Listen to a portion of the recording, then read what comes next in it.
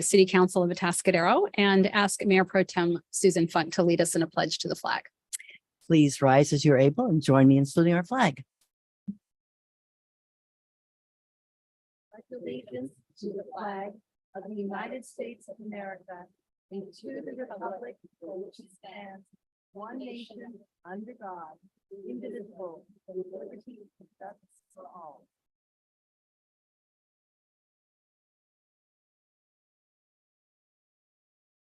Roll call, please. Councilmember Borbo, Here. Councilmember Daris, Here. Councilmember Newsom. Here. Mayor Pro Tem Funk. Here. Mayor Moreno. Here. All present. Thank you. Well, those of you here in person, it's so great to see you. If you are on the webinar with us tonight, or possibly you are watching on YouTube, welcome. And if you are on YouTube and not on Zoom or here personally, and you would like to speak at public comment, I'm going to go ahead and give you that phone number. The number is area code 669-900-6833. Again, it's 669-900-6833. And when you call in, you'll give the meeting ID 889-2347-9018. And once again, meeting ID 889-2347-9018. And if you go to atascadero.org and go to the agenda, it is on the very front page. So all that information is there. Can I get a motion to approve the agenda? Also move. I'll second. We have a motion by Councilmember Borbo and a second by Mayor Pro Tem Funk. We will waive the reading in full of all ordinances appearing on this agenda, and the titles of the ordinances will be read aloud by the city clerk at the first reading, after the motion, and before the city council votes. Roll call, please. Councilmember Borbo, Yes. Councilmember Daris, Yes. Councilmember Newsom. Yes. Mayor Pro Tem Funk. Yes. Mayor Moreno. Yes, ma'am. Motion passes. Thank you. We do have a consent calendar this evening. Items on consent are considered to be non-controversial, there we go, and fairly routine by city staff, and can usually be approved in one motion unless there's a member of the public wishing to pull an item or a member of the council. These are some exciting things we've got going here. So is there any member of the council wishing to pull an item? I wish to make a comment, Madam Mayor. Okay. I don't want to pull it per se. You don't want to pull it? Just want to Okay. make a comment. And I'd ask staff for a comment on number one. Number one. All right. So we are going to have some comments here. I'm going to let council make their comments. And then if anyone in the public has a comment, I will keep that open. So. Mayor, I just wanted to comment that these are 3 items on the consent calendar. This is a special meeting. Otherwise, these would have had to wait till September. But to me, you kind of said they're exciting. Maybe they're not exciting to most people, but they're exciting to us. These are 3 major projects, all put together by our Public Works crew, the department, Nick DeBar and his team. 2 of them relate to fixing things coming from the storms, but these are significant things that they took on in addition to what's would normally be occurring. And the third one is to do some concrete sidewalk work around downtown as the first part of a project that we had to reject a very high single bid on for the whole paving project. So, but they figured out a way to split it out, make it affordable in 2 pieces. And I just got to commend them for the work they've done, and they always do, and doing so many things for our city on an as expeditious as a basis as possible. So thank you again, Mr. DeBar and your team. And thank you for mentioning that, because they indeed do, Mayor Pro Tem Funk. And if there's anyone in the back too, I see you being able to sit down here. There's plenty of seating up here as well.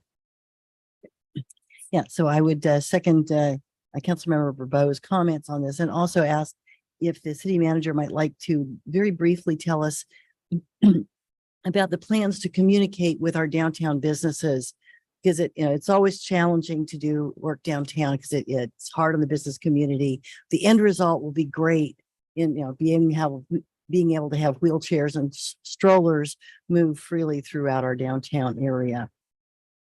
Thank you, Mayor Pro Tem. I really appreciate the opportunity. I think the staff realizes how important it is to communicate so people see what the project is coming, when it's coming, how it's being delivered throughout the project. There's no surprises, so people know where the work will be done, when it will be done, what the look ahead will be. we recognize and are really putting a higher priority more so on these projects because around the corner is the El Camino safety project, which is going to be a significant bit of work for over a year. And so we recognize that in building trust and processes now, those will carry into that project. So we're actually looking at it as a communications strategy for downtown business and residents for a number of years. And so what are we looking at? We want to start with a survey and a meeting of interested parties downtown, asking them how they get information and how they best get information, try and put that together. We're looking at actually old school boards on the street with a QR code that you can scan as you're walking by and a posted 3-week look ahead that's provided from the contractor every week. We're looking at good old email lists, having dedicated project webpage that people can jump to that's updated weekly. We'll have a construction meeting with the contractor every week. And so as we get that information, giving it to the public right away, some old school popping into shops and talking to folks and how you doing? Here's a handout of what's going on. So looking at all those different options, having dialogues throughout the process. I'm also very sensitive that a holiday season's coming up. And so I want to assure the business community that we will be talking with the contractor as far as work on Trafficway and Entrada, particularly not being scheduled November 15th or at all, or in December, perhaps C-Small is being worked on then, or that sort of thing. So we will definitely be looking at that. I appreciate that you gave me the answer to offer that because I do want to commit to the community that we will raise our level of communication.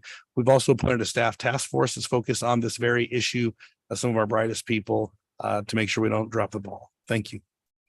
Thank you. And I applaud the staff for doing that work and for getting these projects up and running, and encourage everyone in the community. You might have to walk an extra block or two while this work is going on, but please continue to support our local businesses. At least you don't have to pay for the parking. Okay, given that, is there any member of the public wishing to speak on one of these 3 items? Anyone in the webinar? You can raise your hand if you do. All right, I'm not seeing any, so I'm going to go ahead and close that public comment opportunity and bring that back to council for a motion. I'll move approval of the consent calendar. I'll I'll second. We had a tie there. Okay, we got a motion by Councilmember Borbo, a second by Councilmember Newsom. Roll call, please. Councilmember Borbo, Yes. Councilmember Newsom, Yes. Councilmember Daris, Yes. Mayor Pro Tem Funk, Yes. Mayor Moreno. Yes, ma'am. Motion passes. Thank you. We'll now move on to the next part of our evening, which I know is why all of you are here. And this is the City Council's General Plan Update Workshop, which we're very much looking forward to. I'm going to hand this over to start us off to our Community Development Director, Mr. Phil Dunsmore. You're usually on the other side. Yes, it confuses me as well, changing sides. It's very different, but yes. So here I am. Good evening, council. Good evening, mayor. I wanted to thank the community for being here tonight. It looks like we've got some great folks in the community. I'm joined here tonight also by our consultant, our planning consultant from MIG.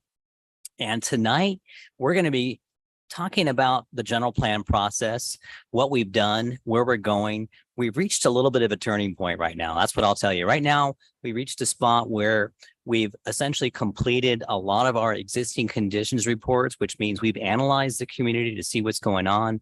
We've held a number of public workshops. We've held some staff advisory committee meetings. And now we're at a spot where we're talking about a little more refinement. We're talking about a general framework tonight. And we're going to be looking for the council's direction and a community's direction on what that framework should be as we start refining down our land use policies and our general policies for where this is going to go. Now, tonight's not going to be a night about actual decision making and actual voting on things that are going to happen, but it's more about a general framework for all the categories. And we're going to lead you through those categories and help you along. We're also going to hear from the community.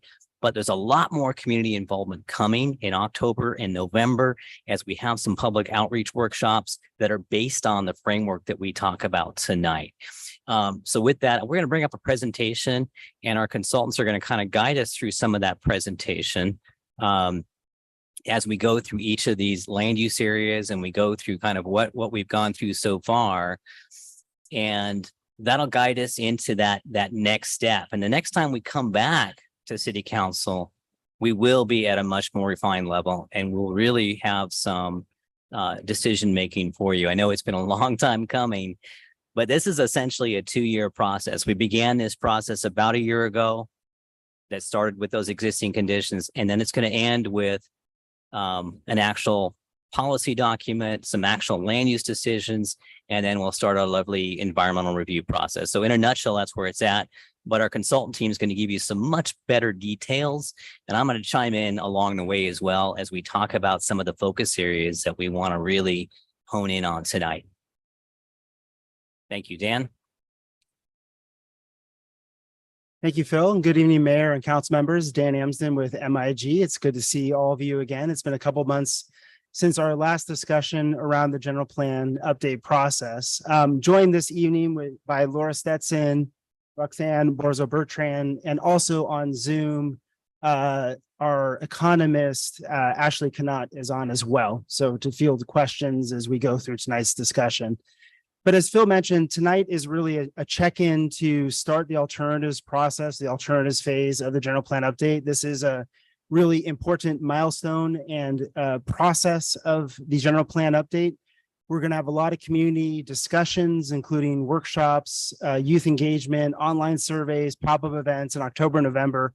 But tonight is really to start the alternatives discussion, go through some key areas of land use policy projections, some other areas we want to get council's feedback on. But again, we're not looking for decisions tonight. It's really to sort of frame the topics and the things that we'll then take out to the community for discussion here during the fall.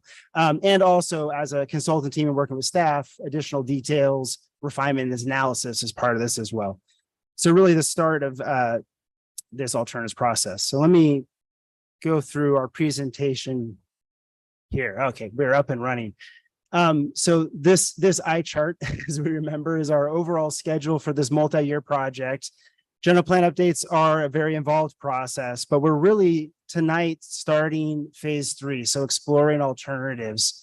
And for the community's benefit, in all of these phases of the project, we start and end the phase with a discussion with City Council and an opportunity to get input and direction and feedback and guidance as we move forward. So tonight we're focused on, if everyone can see that, this first meeting window, but we're going to take the information ideas from tonight and have a robust community engagement process, and then ultimately come back to council towards the end of this year with more robust discussion around a preferred alternative, land use, and other policy choices as well. So it's a very involved next several months of the process. But as a refresher on how we got to where we are today, we do have a project website, Atascadero2045.org. It is a great repository of all information, materials, meeting notes. Community members can also submit comments directly through the website. That all gets recorded as part of this process. And we do have news updates and email blasts as part of the process as well.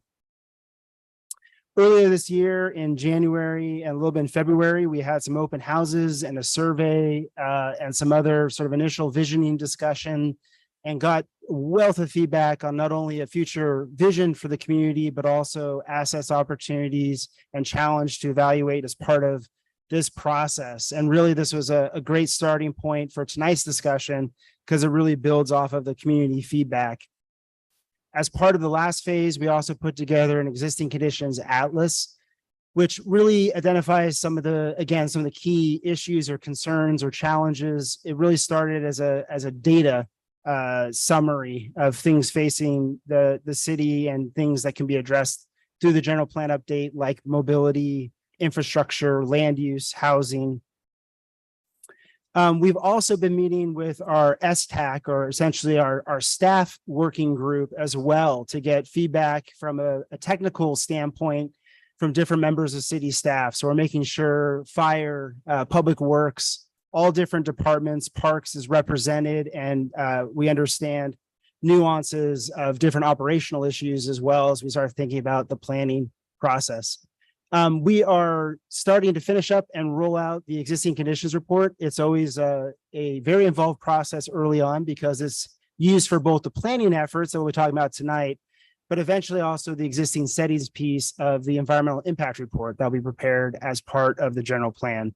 So a few of the chapters are already on the website. We'll have most of them up here in the next couple of weeks. But again, it's a summary of existing information, existing conditions. So for tonight's discussion around sort of framing the general plan alternatives, we have a few different areas or topics to go through. One is the vision and guiding principles, and I'll go through these each in more detail in the presentation. Also, some discussion on property owner general plan land use change requests that have come in as part of the process or general plan update as well. Presentation around some of the population and employment growth projections. And these are from the state of California, different agencies, or SLOCOG as well. But a starting point of thinking about growth around housing, population, and also employment. And then we're going to get into more detail tonight about updated land use designations. And land use is very similar to zoning, but it's the policy framework that is embedded in the general plan itself. So as part of this process, there's an opportunity to rethink some of those land use designations based on council and commission feedback, but also staff and community feedback as well. And then the bulk of tonight, we want to go through several focus areas. And it doesn't mean these are the only parts of the community that may or may not change over the next 20 years, but for various factors, they're really the focus or potential focus for major changes or new housing or new public improvements and other uses. And then just a quick summary on the alternatives approach. So an overview of these topics, and we'll dive into more detail during the workshop format. But back in May, we had a discussion with council and got a lot of feedback on a draft vision and guiding principles framework and some initial materials. So we have an updated version that's based on council feedback. And really all this is building from a lot of that community discussion and input that we had earlier in this year as well. But the vision and guiding principles are sort of the highest level, broadest component of a general plan, but really start to lay the foundation for things like alternatives that we'll talk about tonight. And eventually, as we go through this process, more detailed general plan policies. The city's also received 22 general plan amendment applications since initiating the general plan update back in 2021. And these are from property owners or developers requesting general plan amendment changes. So changes in land use essentially, which are a discretionary act by council in any scenario. But as we're doing a general plan update currently during this process and thinking about alternatives, there may be opportunities to include some of those as part of this process for evaluation. And then we've included in the staff report some projections from the state of California Department of Finance or also SLOCOG. This is really a starting point, and it's really looking at existing information or data that's out there, or another way of thinking about it, if we didn't add land use or policy changes as part of this process, what some of the state or regional projections would be for the city. We've noticed going through this, there's a few things that are inconsistent with the vision or direction we've gone from council, especially around dwelling units and employment.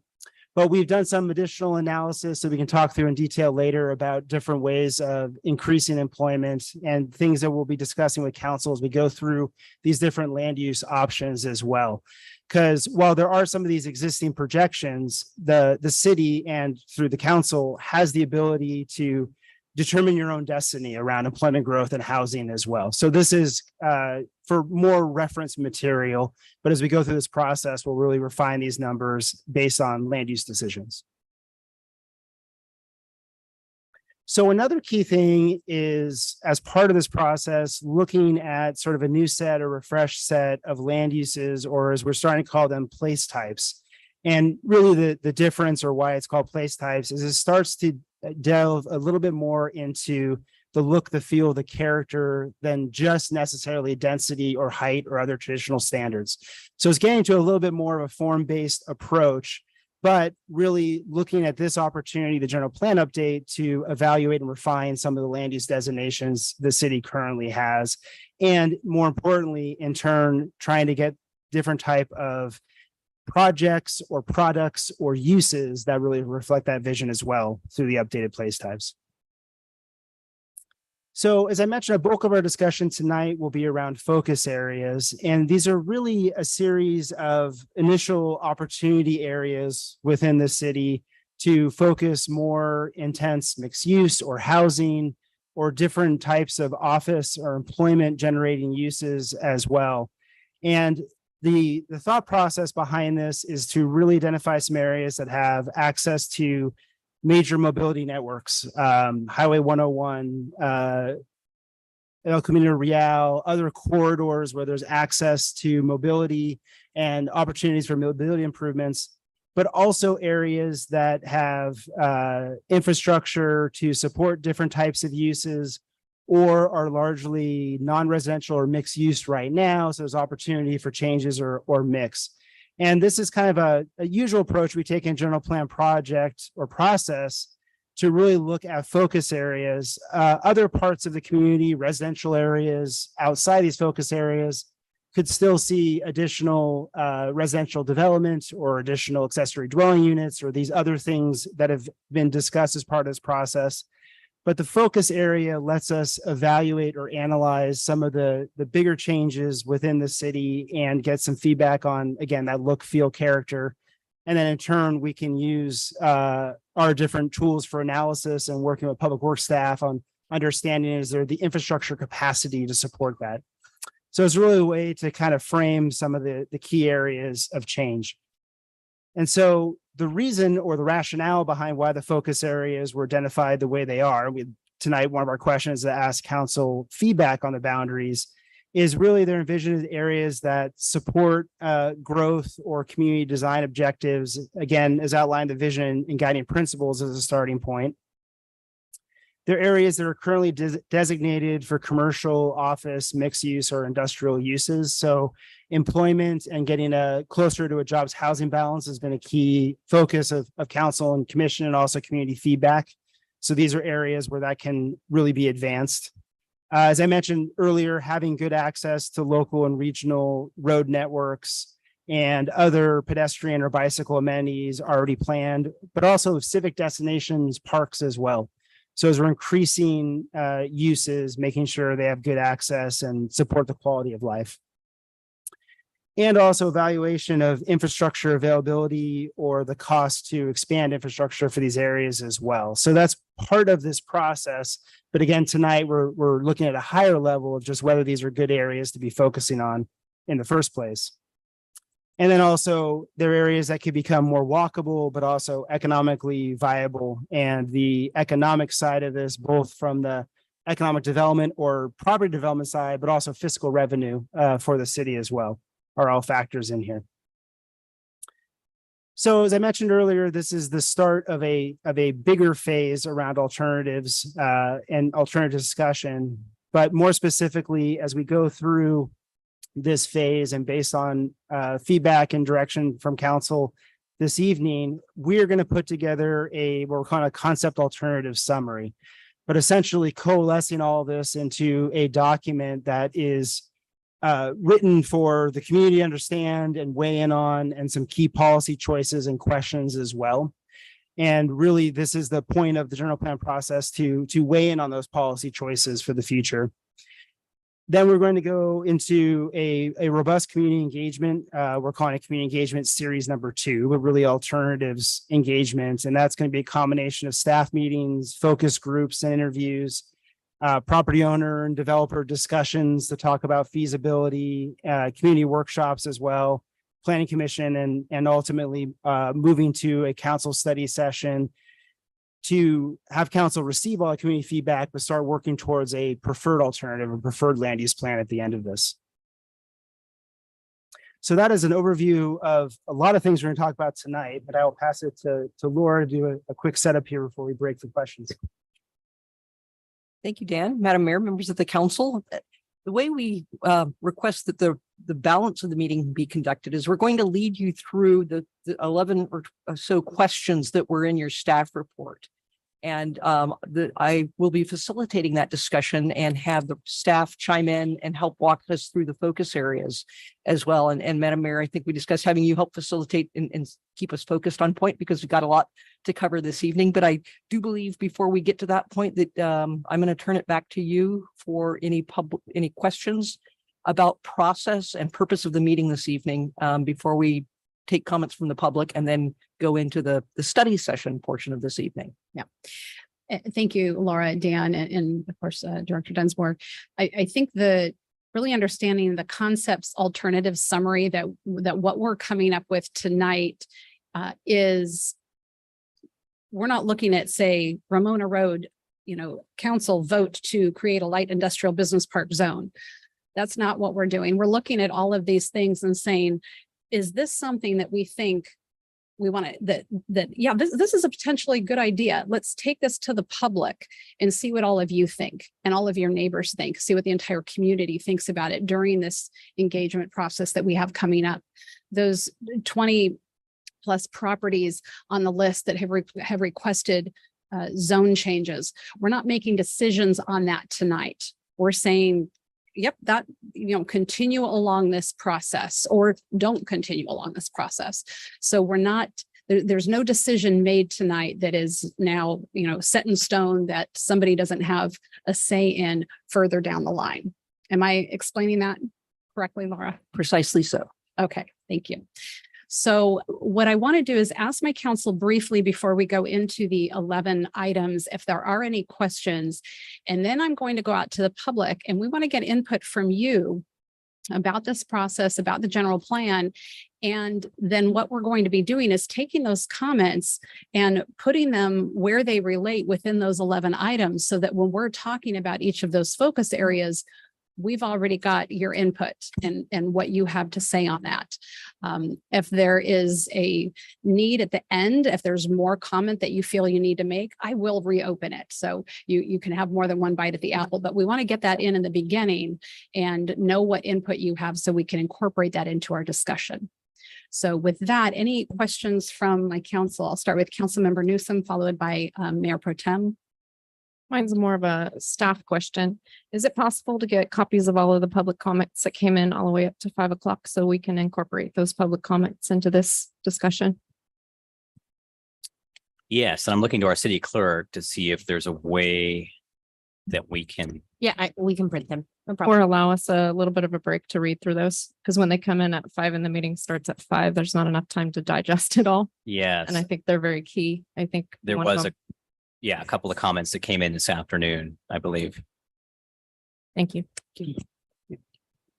Yes, this is a question for our consultants. If you could go back in your presentation to the grid, the table where you've got the economic analyses and assumptions that are coming into this. I just wanted to check a couple of things. I'll give you a moment to get that.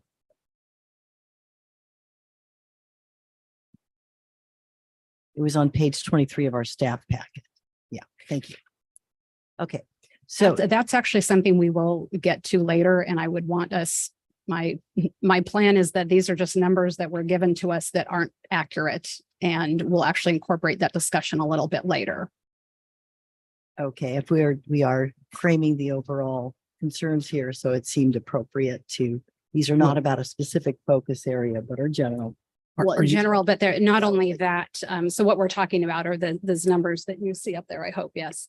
And if you look, those numbers, they are given to us from, the state/SLOCOG and clearly are not correct. If you look at, net growth in population versus dwelling units, that would make an assumption of 4 people per dwelling unit. We know that that's not what is typically in Atascadero. We're at about 2.4. So if you go by these numbers alone, it would look as though we're creating more of an unhoused population, which clearly is not what we're trying to do. The jobs growth equally. So what I want to do is say, okay, we've got these numbers. We can probably all agree these are not correct. This isn't what we want to aim for. And then further in our discussion, we will be talking about jobs growth and the things that we want to do to bolster that. So I'd like to actually pass over this So we're. for later that- Are discussion. you just wanting us to ask procedural questions? now? Procedural questions And at then the we'll moment, ask and then questions we're going about to go them? through these 11. So I'm not Okay. looking to dive into these right now. Got it. Okay. When we do get to these, let's come back to the point that the mayor raised about the average number of people per dwelling unit, to make sure that we are thinking about what makes that consistent, and about the employment levels and how we achieve those as we look to. We the will absolutely specific get to areas. those. things. Mayor, may I Thank you. just suggest that we, I Yeah, think I'm it wouldn't be a good use of our time to delve into this. Staff It's included. not. I'm this. asking for procedural questions at the moment. So if we could stick with procedural questions right now, and then we're going to go through each of the items after public comment. So I'm going to look to my other two council members. Any procedural Well, questions? I just wanted to clarify your question, Mayor, that when you asked about, or you made the point, we're not going to be voting on, yes, proceed with this general plan amendment request. Mhm. But if we throw cold water on something, we're basically saying, staff don't spend time on this particular type of request. If we say, yeah, continue in the process, go to the next step in terms of potentially including this in your. But we're not going to go Right. property by property because No, we're I not understand, looking because that there's really focused. kind of We're 3 or looking- 4 categories of Correct. those requests. Correct. And I think we would make comments on those kinds of requests and say whether or not we're open to them or not. And staff will lead us through Yeah, that at the time. yeah, Correct. right, Yes. Councilmember Dara's. any questions? Okay, so what I would like to do, thank you for your patience on that. I want to open that up to public comment, and I want to hear from you, whether you're on Zoom or here in person. What are the things that you're thinking about as you kind of saw the summary that we walked through as we're planning for the next 20 years? If you do have a property on that list and you want to get up and make your case, feel free. Again, we're not making those decisions tonight, but we would love to hear from you. Anyone wishing to speak, we would ask that you come to the mic over here. And if you do, I ask we start moving in that direction because we have a lot of people here. And so if we kind of trickle up one by one, we're going to take a lot of extra time just waiting for folks. So come on up. We will give you 3 minutes. We'll have the timer going. We ask you state your name for the record. It helps us to keep track of things. And our first speaker, welcome, sir. Thank you. Gary Kirkland. I live at 4624 Total Road. I'm a private property rights advocate. Our Constitution and founding documents say that people have a right to property. And what I see is these planning things is trying to take away people's private property rights. And also, if people think that by 2045, we're going to know what this town is like, I think we're fooling ourselves. The future is never certain. And I have 4 honorable ways that people can do if they object to what their neighbor is doing. And you want to, 1, if you don't like what your neighbor's doing, you can buy the property. And then you can pay the taxes and you can do with it as you see fit. If the city wants to say what's going to happen on some piece of property, the city can buy it, take taxing us or whatever, and try to get us to buy the property. And then the city can do with it as they see fits. That's one honorable way to do it. A second honorable way to do with your neighbor is to live with it. Live with what he's doing, whatever it is doing. The third honorable way is to move away. And there's a fourth way that's sort of honorable, is you find out what your neighbors like and what they don't like. And then you start doing what he doesn't like, and then you negotiate with the person and say, I'll stop doing what I'm doing if you stop doing what you're doing. But the idea that the government is going to tell people what to do with their own private property in the year 2045, which is what this planning session is about, to me is a violation of the Constitution and private property rights. Now, there are 2 dishonorable ways to deal with your neighbor. The first dishonorable way, in my opinion, is to run for the tyranny of government. To run to government and say, okay, I don't like what my neighbor's doing. Let's pass a law, or there is a law, and we'll use the government to do it, taking away his property rights by way of the government. The second dishonorable way to take away your neighbor's rights is to kill him. And I don't recommend either of those. Although I've heard people at certain meetings advocate that on the Bob Jones Trail, for example. So my position is we shouldn't be doing this general plan at all. Thank you very much. Thank you, Mr. Kirkland. I saw someone else who had gotten up to speak, but anyone else who would like to speak, I'm gonna, Mr. Peter Laughlin is in the Zoom if we want to bring him on, and anyone else who wants to speak, start lining up.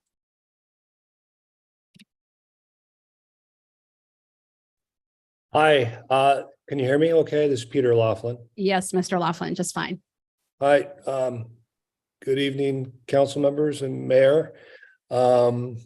Peter Laughlin, Laughlin Company, active developer in the city of Atascadero, and very active with our project Emerald Ridge and the multi-phase development there. We do have a site that we've thrown into the hat, hoping that it'll be considered, which adjoins our existing site, Emerald Ridge. And we also have a couple other projects right there in the immediate area that we're working on to develop for market and affordable rate rental. And the property that we have is at 2555 El Camino Real. And I just wanted to just make a note, because I'd noticed on the last page of your agenda package, talking about the properties and their capability for serving sewer and road extensions and whatnot. I just want to make sure it's understood that we are actually bringing the appropriate size sewer up to that site. Up La Jolla, I think it's La Jolla Road that we're calling it. That should extend all the way around to the backside and all the way over to, the old Walmart proposed site, which I believe is a new potential retail site. So I want to just make sure that was clear, that we will be doing the road extension and actually bringing all the underground utilities up to that site. So it'd be well suited for some level of density for rental housing. And considering that that area is kind of a growing area and an area of higher density housing, it might be an appropriate up zone for that site. So I just wanted to mention that, and that there is a lot of opportunity in that end of town for well planned out housing that would suit the city's needs and meet the needs of the community. So I wanted to just throw that in, and I thank you for your time. Thank you, Mr. Laughlin. Next speaker. Go ahead. Hi, everyone. My name is Maggie Payne. I'm here representing the We Are the Care initiative. We've been coming to you for the last few years, talking about the importance of childcare and the crisis that's facing our community and the whole country. And so this is really kind of a great opportunity for childcare to be brought to the forefront as a reminder of how it's going to help just the city infrastructure, the economic development, the supporting of new businesses. Childcare is really integrated in everything. And so we just want to continue to remind everyone that childcare should be part of the conversation. Some of my other colleagues will also include some more information, but we just wanted to, in general, just bring up, the importance of childcare and the workers in childcare and how it can be a very beneficial piece to this entire plan. So thank you all for your time. Thank you, Ms. Payne. And I will alternate a little bit. We'll go with Wendy Went, who is on the Zoom webinar.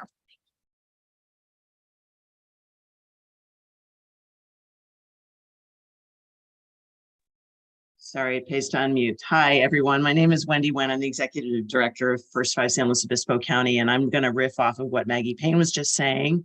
I, too, am part of the We Are the Care initiative, and I wanted to applaud the City Council and staff and consultant group for what I see as a really laudable overarching vision statement and guiding principles. It includes aspirational language for current and future generations that builds on the city's assets and points towards a future as a complete city, quote, where residents and business owners thrive. It talks about housing diversity, mobility diversity, access to natural and environmental preservation. And we believe that realizing this vision is tied in large part to a focus on priorities that address the circumstances of the city's very youngest residents and their families. That sounds at first blush, when we talk about children in the context of general plans, like a small piece.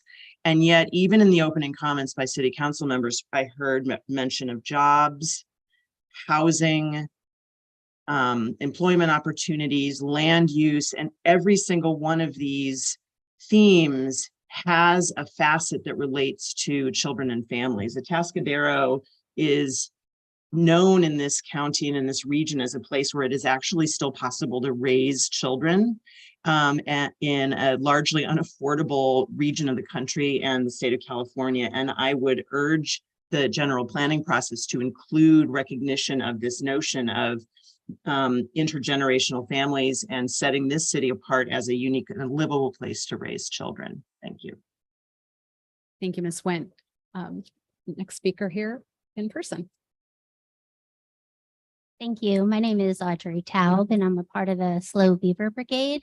And I noticed the time's not going, just to mention. I wanted to mention and focus on the focus area 5 in the agenda packet. And we're really interested around the question, is an industrial use area appropriate around the Salinas River? And I know historically in the past, industrial uses were put around rivers so that we could dispose of wastes easily. And that has proven to be a detriment to the health of the environment and the people. So I do want to question that practice. I'd like to point out, we're a small organization. We've been around for 3 years.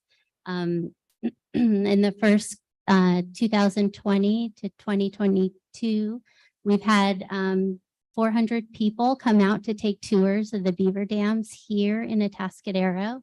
By the end of this year, we're projecting over 600, and by next year, over 1,000. I'd like to mention that we spend $0 on advertising. People have to find us. So we do have a vision for creating a river center here in Atascadero, and to create Atascadero as a place where people can come and learn about healthy environments and how the natural processes of beavers can clean our water, provide more water, and provide fire breaks.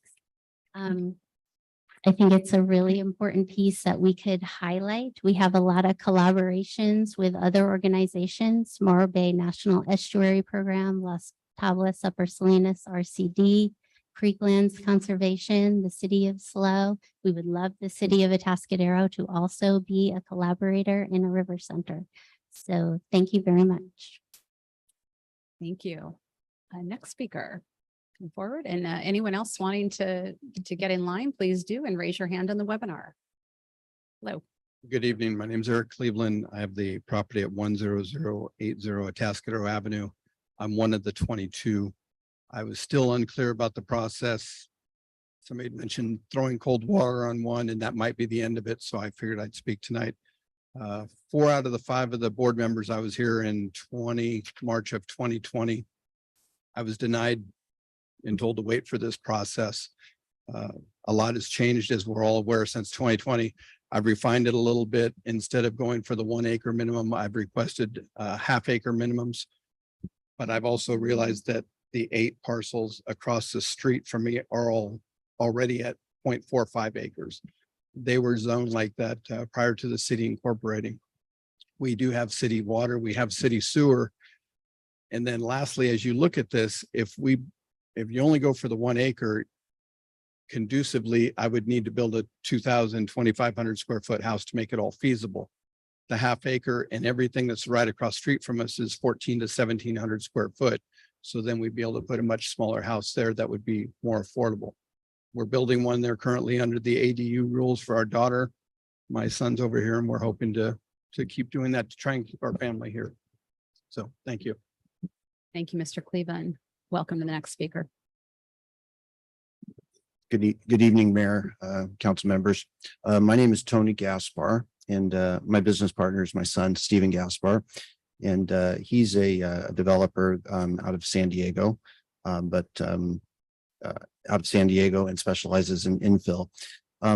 While the city's working on the general plan, housing is going to be a very big part of the discussion.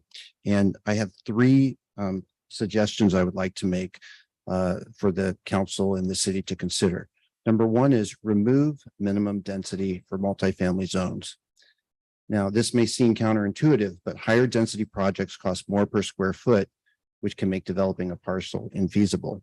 Provide flexibility for a developer to design the product that fits for a particular site. Choose some housing over no housing. The other is to allow for residential only projects in mixed use zones. Let the market decide whether mixing uses on a site is feasible or whether mixing uses next to one another on separate parcels is preferred. The state is definitely encouraging residential use in commercial zones. So the idea of allowing development of residential only in mixed use is consistent with what the state is asking or requiring, not requiring, but allowing, excuse me.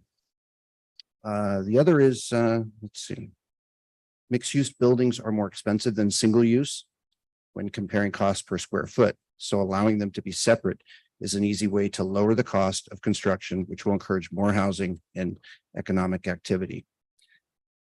And then lastly, parking. I would encourage the city to consider relaxing parking standards in areas near transit. This encourages the use of transit as well as alternative transportation, bicycles and pedestrian traffic. And we encourage the city to relax parking standards in areas where there are sufficient street parking. Not all areas require off-street parking because there's substantial street parking. So I would encourage the city to look at these areas as well. That concludes what I'd like to say. And if the mayor would allow, I'd like my comments to be entered into public record. That's just fine. You can hand them to Mr. DeVar right there. Thank you. Thank you, Mr. Gaspar. Welcome, next speaker. Hi, my name is Alejandra Prendergast, and I would like to bring up the fact that I would very much appreciate it, and I think natural diversity would also appreciate that all aspects of the plan be viewed with biological resources in mind.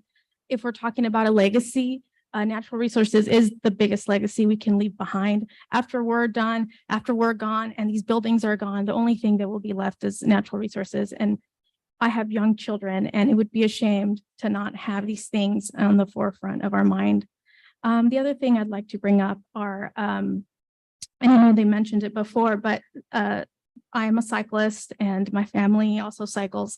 And even just on my way here, you know, there was at least 800 feet of no bicycle lane, and I was totally vulnerable. And like myself, there are many cyclists out there that are very, very vulnerable to all the traffic. And so if we can very much include cycling infrastructure, even just paint can make the difference and save people's lives. Thanks. Thank you. And next speaker, welcome. Good evening, council and cities, Atascadero citizens.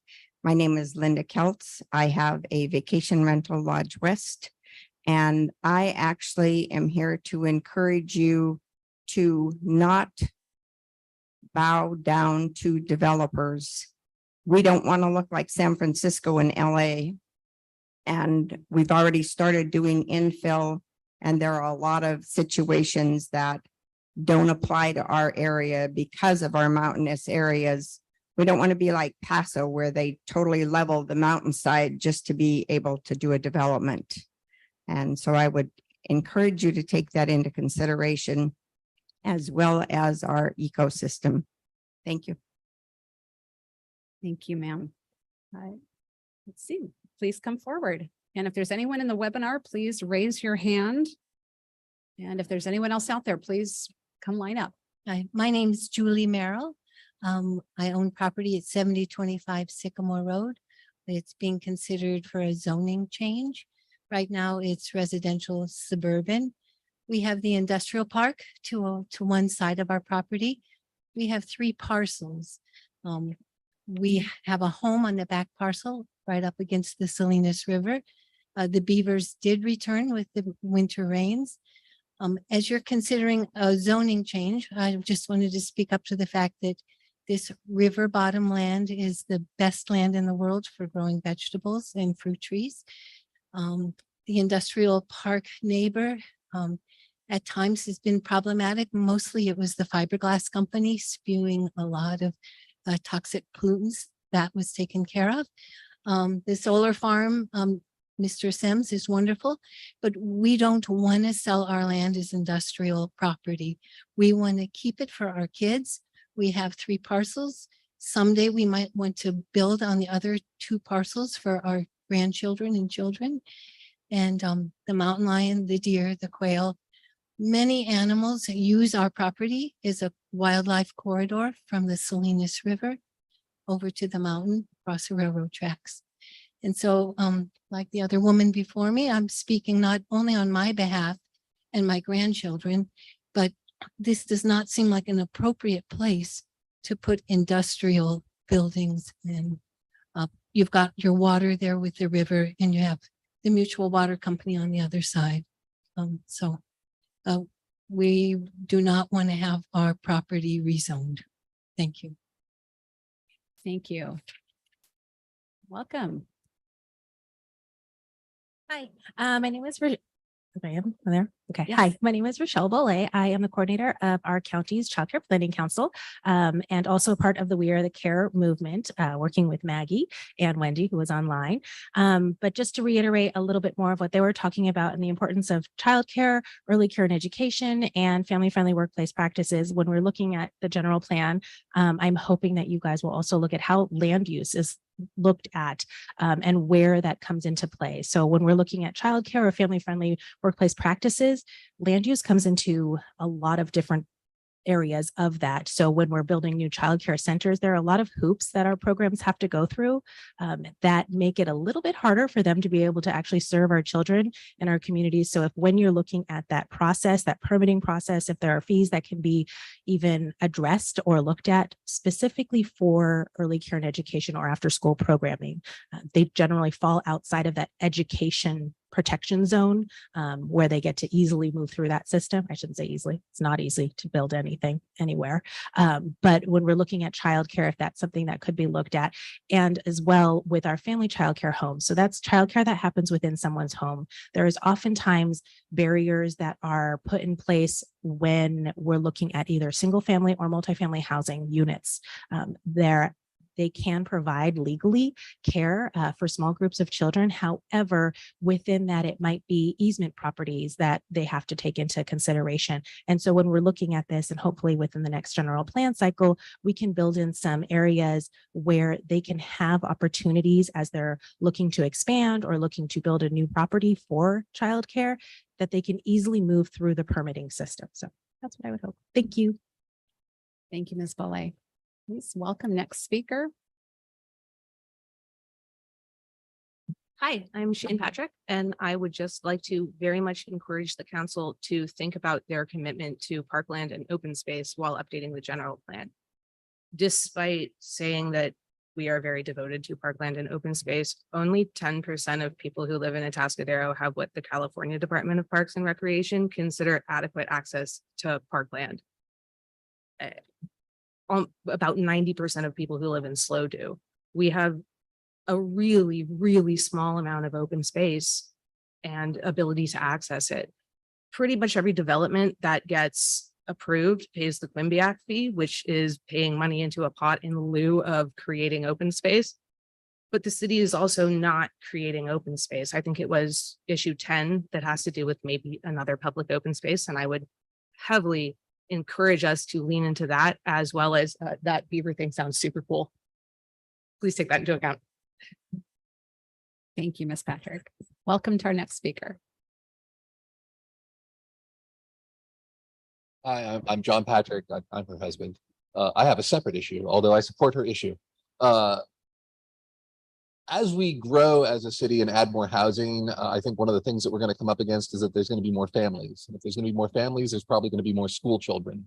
And if any of you have school children, you have probably had to try to drop them off at a school in Atascadero at some point during the last however many number of years you had school children.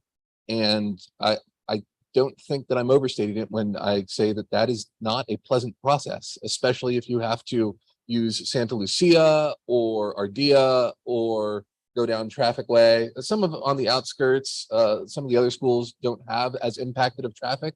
I don't know what the city council can do to plan to create ways to reduce that. And I also understand that the school district has some difficulty in terms of figuring out how to hire full-time bus drivers and to make routes. There is a tremendous amount of federal money available for transportation in the form of grants that neither the city nor the school board seem to be doing much to access in the status quo. And part of the general plan should be to figure out how to reduce that morning grind, because what it does is it creates lateness for many school children.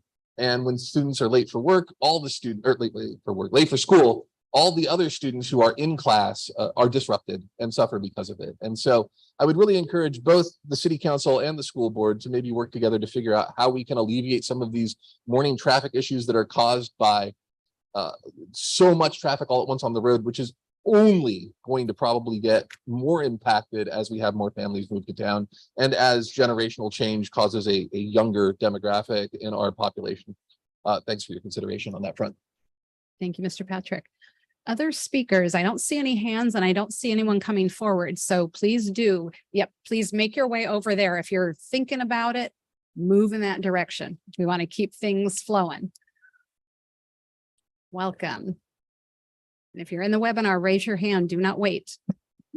Thank you. Hi, my name is David Athey. I represent Fred and Carol Athey, citizens here in Atascadero. I must apologize. I was late to the meeting. So I take it this is public comment regarding the general plan amendment.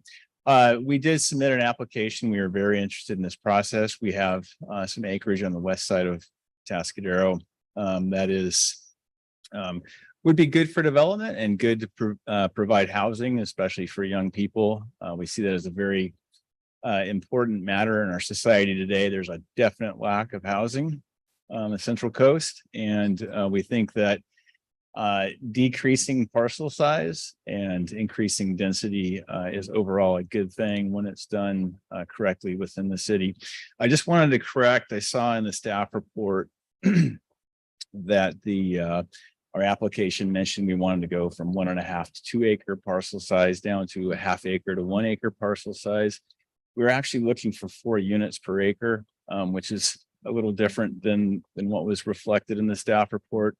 But overall, we are very interested in the process and hope that some positive changes can be made for Atascadero. I'm happy to take any questions. Thank you, Mr. Athey. Thank you. Other members of the public wishing to speak, please come forward. Seriously, we do want to hear from you.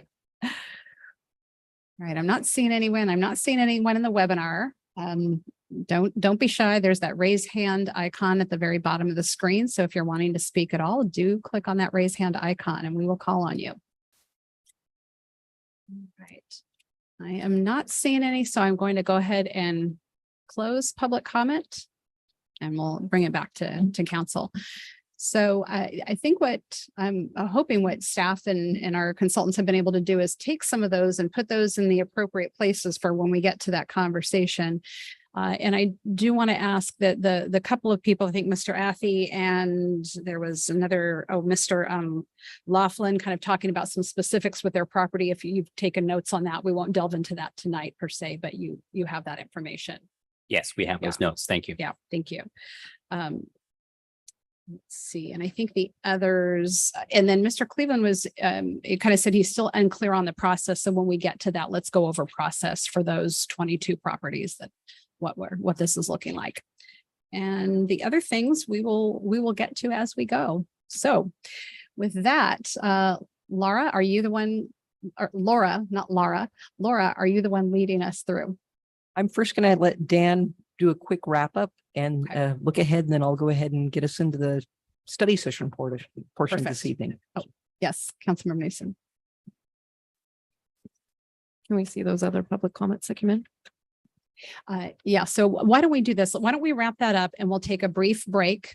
And then that'll give those of us who haven't, because we get those up until the last minute. And so I happen to have the luxury at the last minute to be reading all of the public comment that came in. Not all of us do because we're working and we're doing the best we can to get that. So we'll take a brief break so everyone can make sure they look over that public comment, use the facilities, and then we will come on back. So why don't we do your wrap up and then we'll take a short break.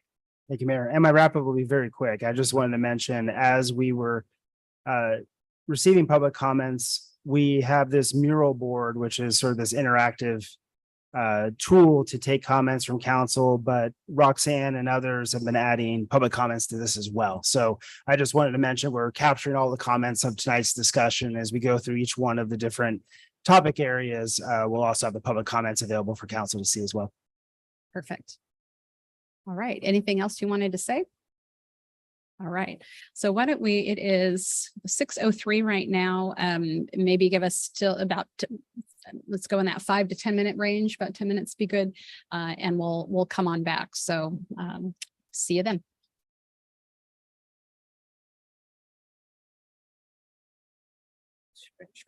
Be able to 2 minutes.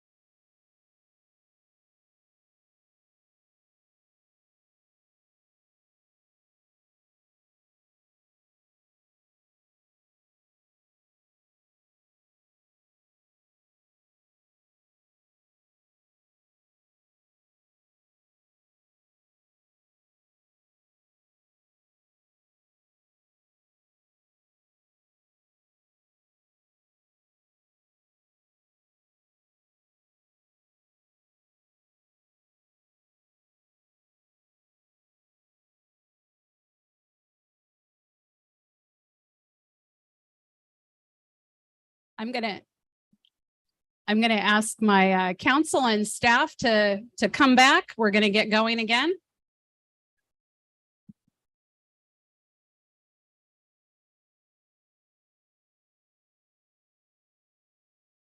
Yes, I was. Oops. Oh, good. Thank you, thank you. All right. Thank you very much for that. I think that was actually good. A lot of you got to talk with each other and we got to talk with you too. So always a good opportunity.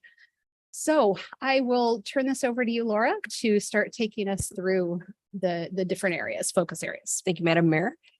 We have in the staff report that was presented to the council and made available to the public 11 questions to get through this evening. Some of them are nuanced and have A and B parts to them, and some I think we're going to adjust a little bit on the fly, if that's okay with the council. I think where we'd like to spend the most time is on the focus areas. There are 12 focus areas. And I wanted to kind of repeat again the purpose of the meeting this evening, the fact that there are no decisions being made. We're staying at a fairly high level. We're asking the council to essentially confirm and provide additional direction on the questions to ask to the public for these focus areas. And also whether or not there are areas that were left out and should be presented to the public as well. And so that's the purpose of the meeting this evening, is to give city staff and the consultant team information to take away and be able to craft the public workshops and the surveys and the other engagement activities moving forward. And I think Phil may have mentioned also is that one of the outreach activities includes doing a module, if you will, with the high school. I think it's either the history group or the government group. So we're looking to the future residents of Atascadero to go away to college and come back or stay here and do whatever they want, but really to be engaged in the future of their community and to stay here moving forward. And we're going to start with the revised vision statement and guiding principles. So what we'd like to do is to introduce the topic and the question, have you, Madam Mayor, facilitate the discussion among the council members, and then give the direction to us, and then we'll move on to the next question. And for the focus areas, I'm going to be doing part of the presentation, but Phil and Kelly, who know this city inside and out, upside down and backwards and forwards, are going to be able to help answer the questions and guide through the discussion for the focus areas. And then when we get to the question on economics, we have Ashley Knott from EPS, who's part of the team, available to respond to questions. She is on Zoom. And so if we want to direct a question to Ashley, she will be available to do that, and we'll patch her in if that comes up. And we are going to be using a something called a mural board to make the presentation and also take down the comments. Roxanne has been diligently typing here, taking down the comments from the public, but we're also going to be recording the comments from the council this evening so that we make sure that we have clear direction. And Kelly, I don't know if you're also typing. We've got Kelly helping out. I love technology. Did you say we're actually starting with those 12 focused areas? Is that No, what we're going to end with the focus okay. areas. So we're going to do what we've got an hour and a half. So we're going to go in order. We're going to go in Okay. order unless you have another No, idea. that's we'll just go in fine. order.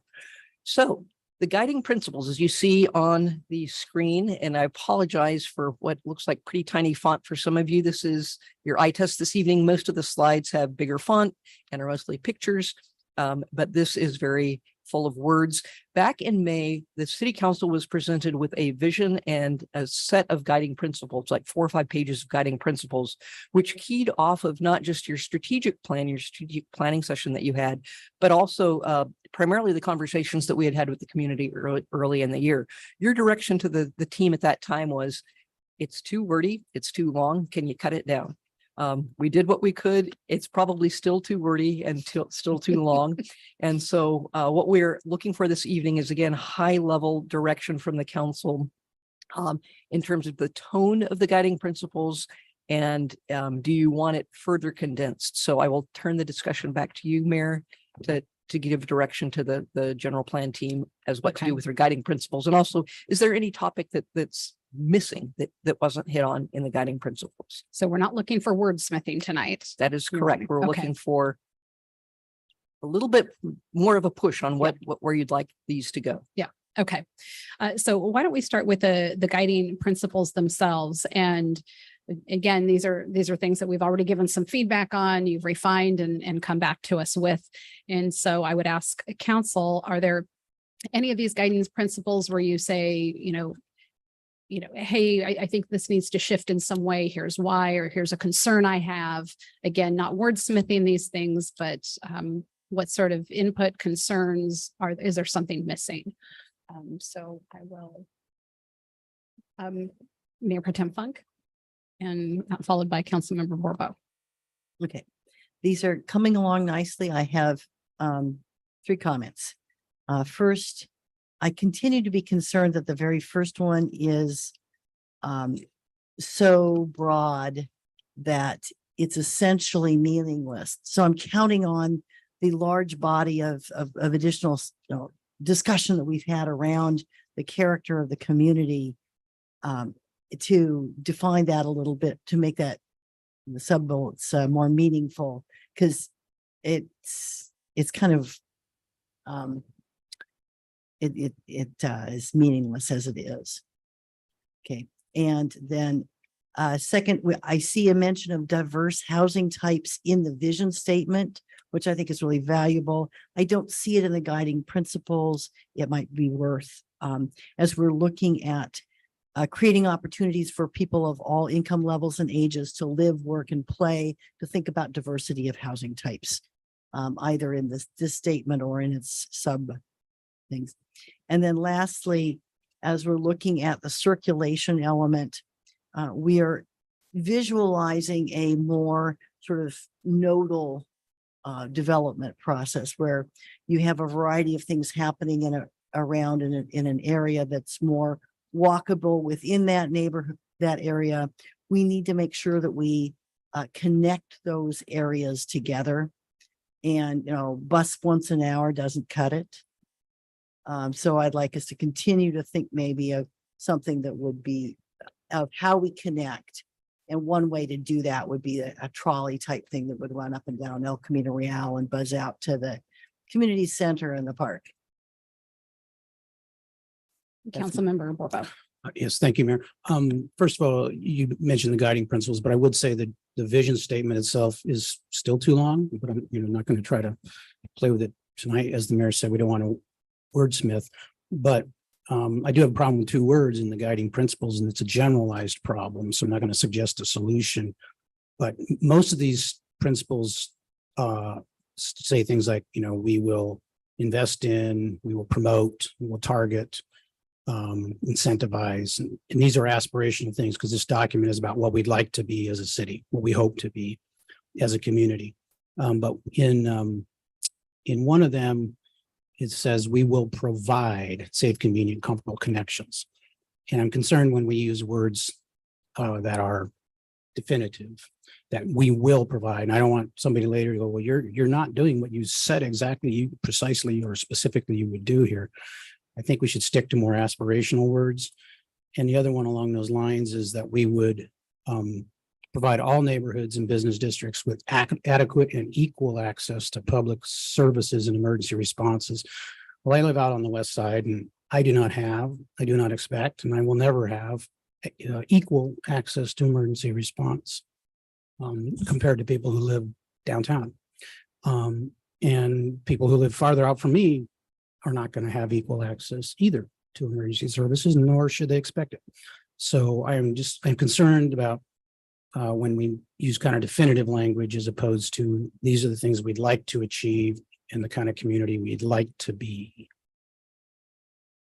at least in these guiding principles. So thank you. Any other council? I think both of those bring in, I don't disagree with any of that. And I would also say I agree with Councilmember Borbo on the vision statement. I'm thinking if we can have that be, more visionary and suggestive rather than specific, because we kind of start to get all these words in there, but, play with that. And maybe when we bring that back, we can see those 2 side by side and see how we do with that.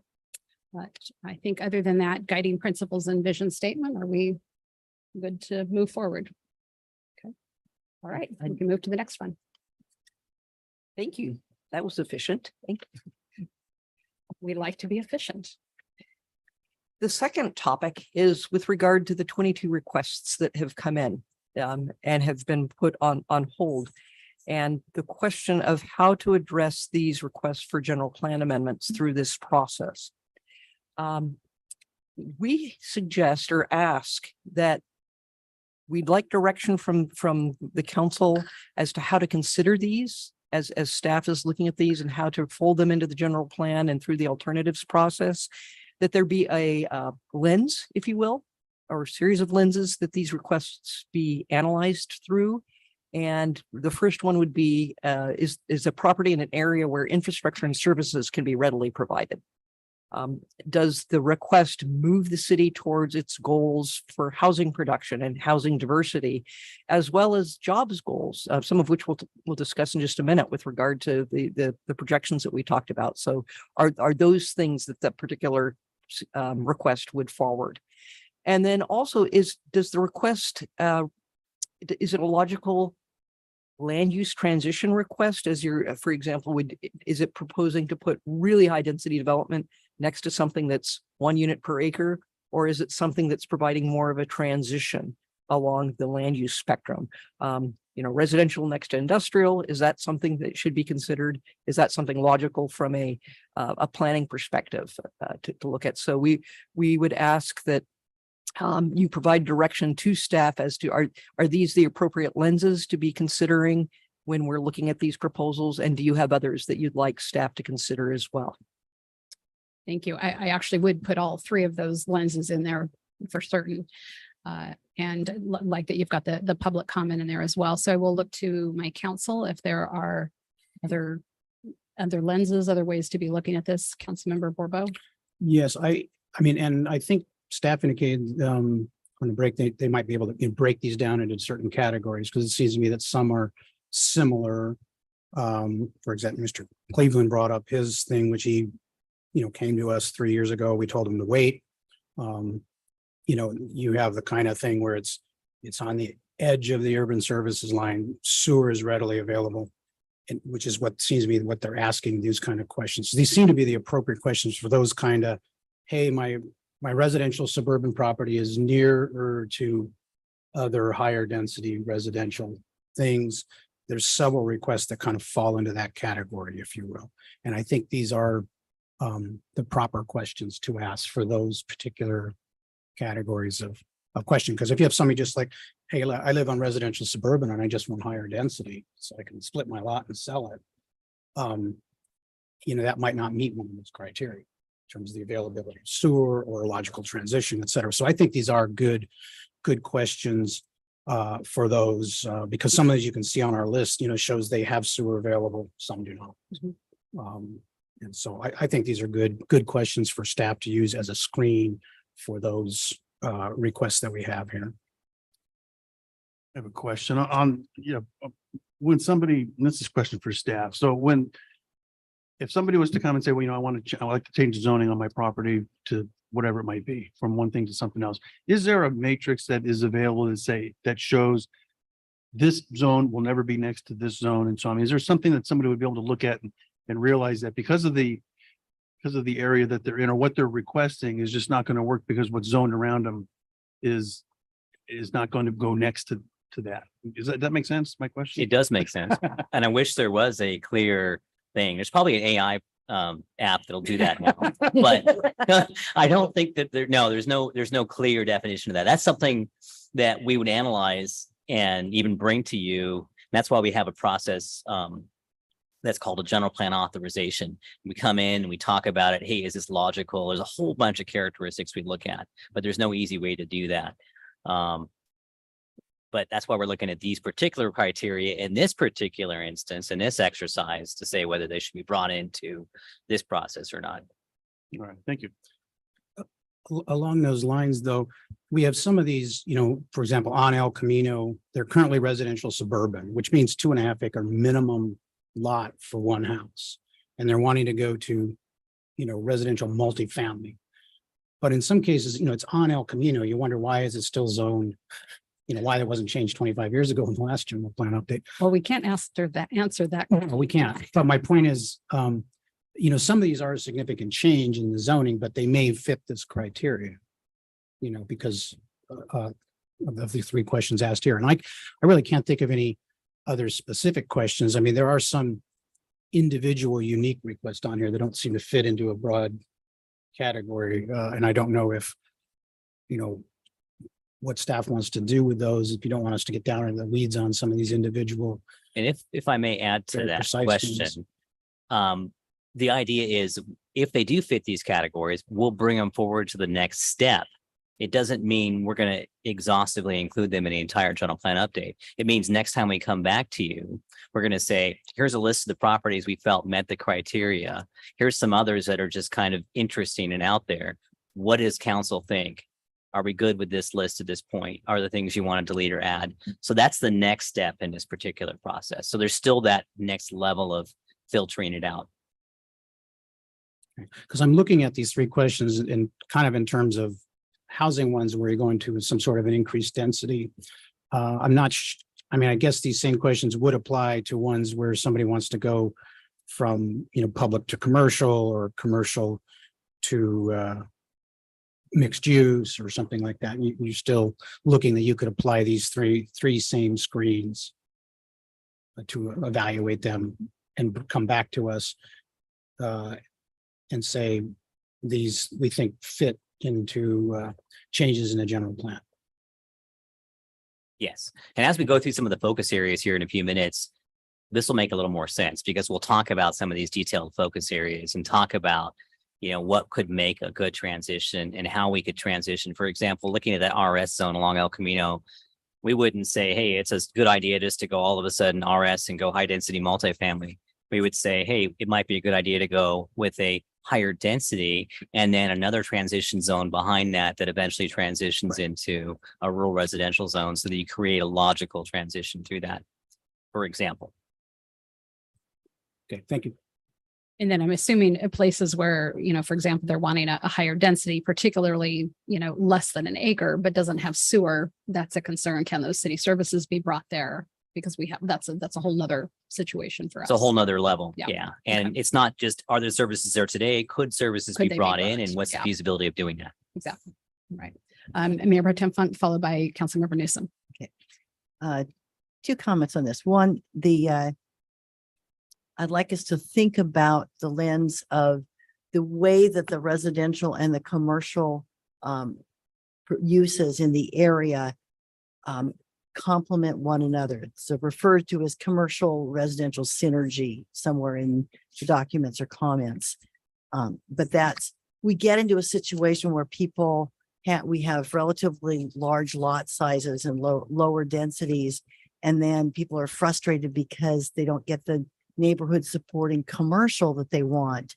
So if we think about what is the residential density in an area that's needed to support the kind of commercial density that makes sense, commercial development that makes sense for that area, so that the market that the neighborhood wants will someday pencil out, that kind of thing.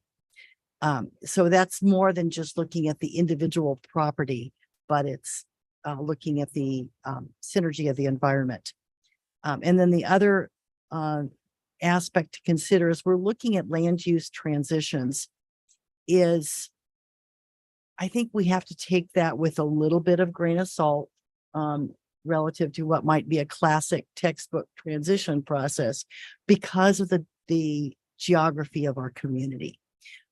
That we have a great many commercial properties on El Camino Real and 41 that necessarily are going to have residential of some nature on the backside. So that you can't, classically you would have stacking various kinds of transition, and let's just make sure that what we end up with makes sense as a neighborhood in a living environment, that we're paying attention to the impact that one property's owner's decisions has on the neighboring property owners and their potential and their environment, but not strictly in terms of required transition. Councilmember Newsom. Going to add to my colleagues' comments and add things like evaluating infrastructure capacity. I think Councilmember Babor already talked about that. And then Councilmember or Mayor Pro Tem Funk talked about neighborhood impacts and more evaluating neighborhood compatibility. You know, how does one project impact its neighbors? And how long has it been zoned like that? I know some of our properties are still vacant land, but they've been zoned commercial.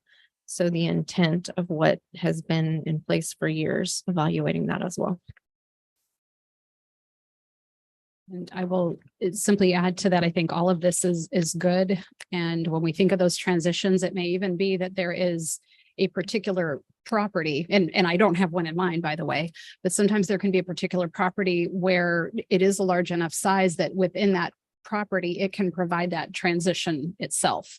And so, you know, looking at those opportunities if they exist. So this is good. All right. And with regards to the clarity for these 22 individuals, could maybe Director, you could let them know for the record what the process is and when they can, you know, maybe expect that this is before the council and an actual decision being made for them to then move forward if it's decided that that's the case. Yes, absolutely. I can do that. So right now, as we mentioned earlier, we're in this process of talking about the general framework.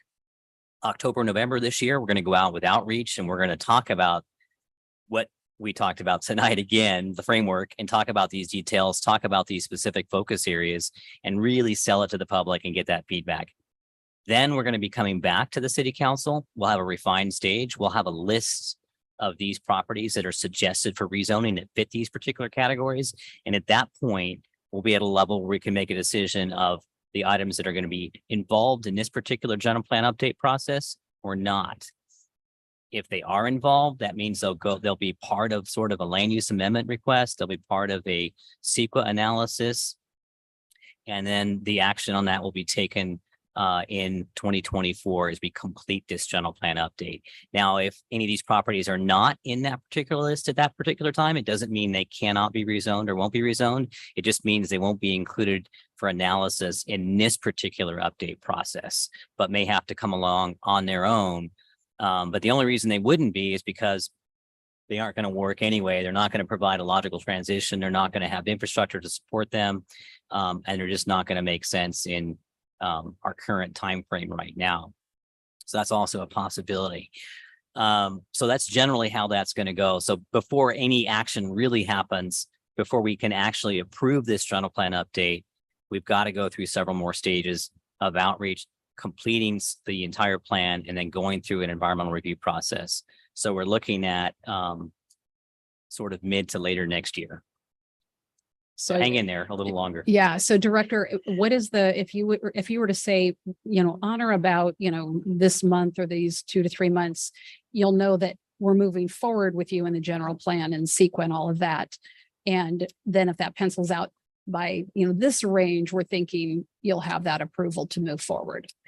And I'll look to our consultant team too for a little advice on where we might be once we go forward with our outreach this October and November, and whether we have mapped yet our next visit to council, which is when I would envision we would actually be able to actually make a definitive decision on these land use requests and on a lot of the other items that we're going to be talking about tonight in these focus areas.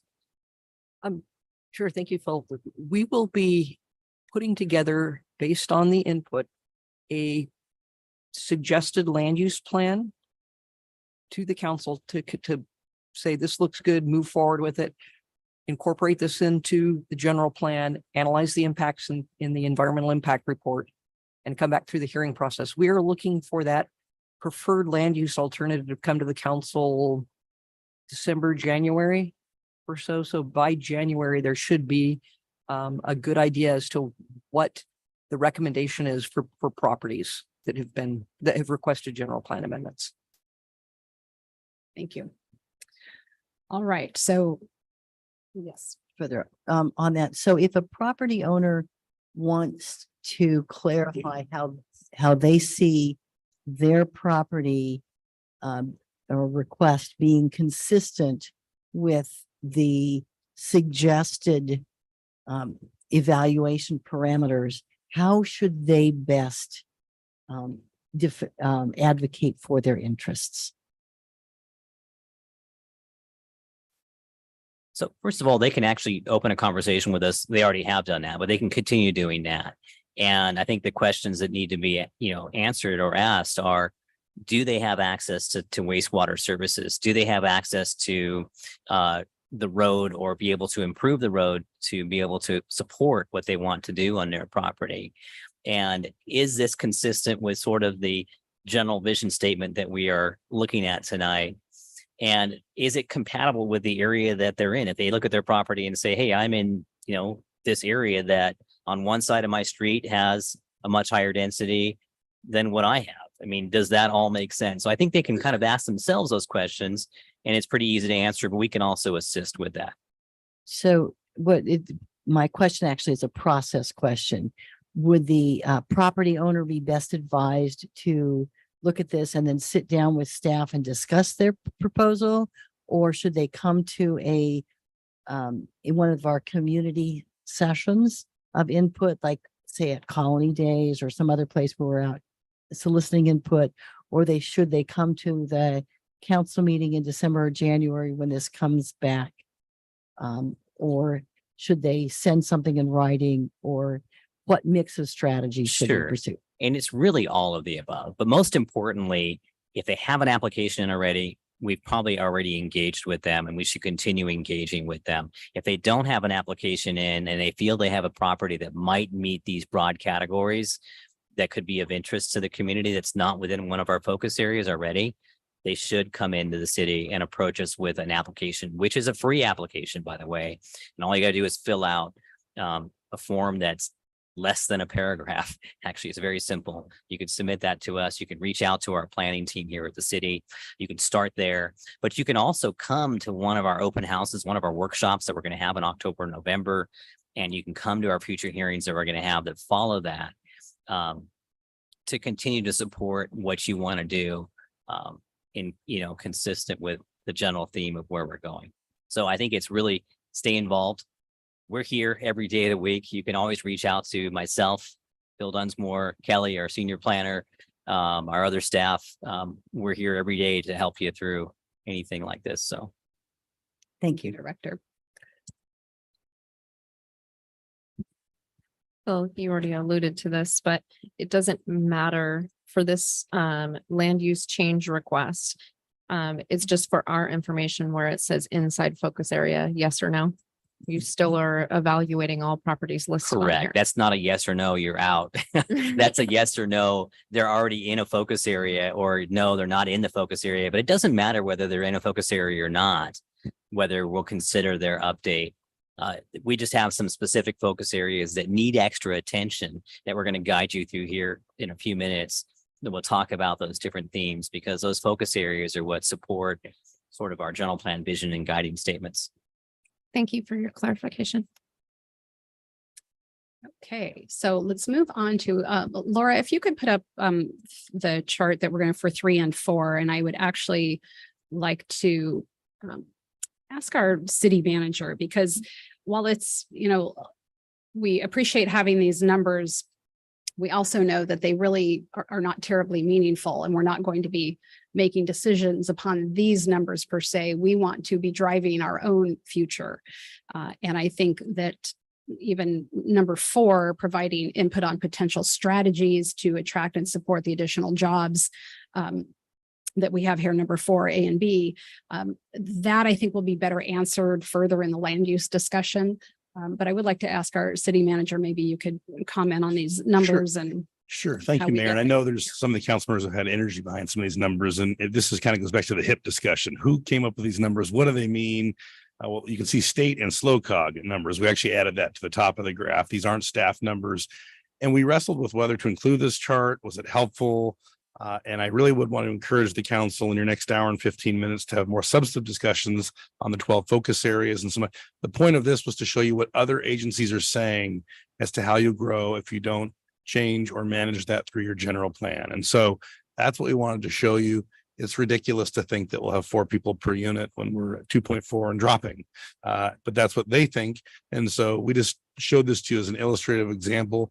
We're not going to have policies that have a negative jobs housing balance. That is contrary to the council's policy for development of the community. And so I'd encourage you all not to dwell on this a whole lot. Staff agrees these numbers are to be torn apart in many ways.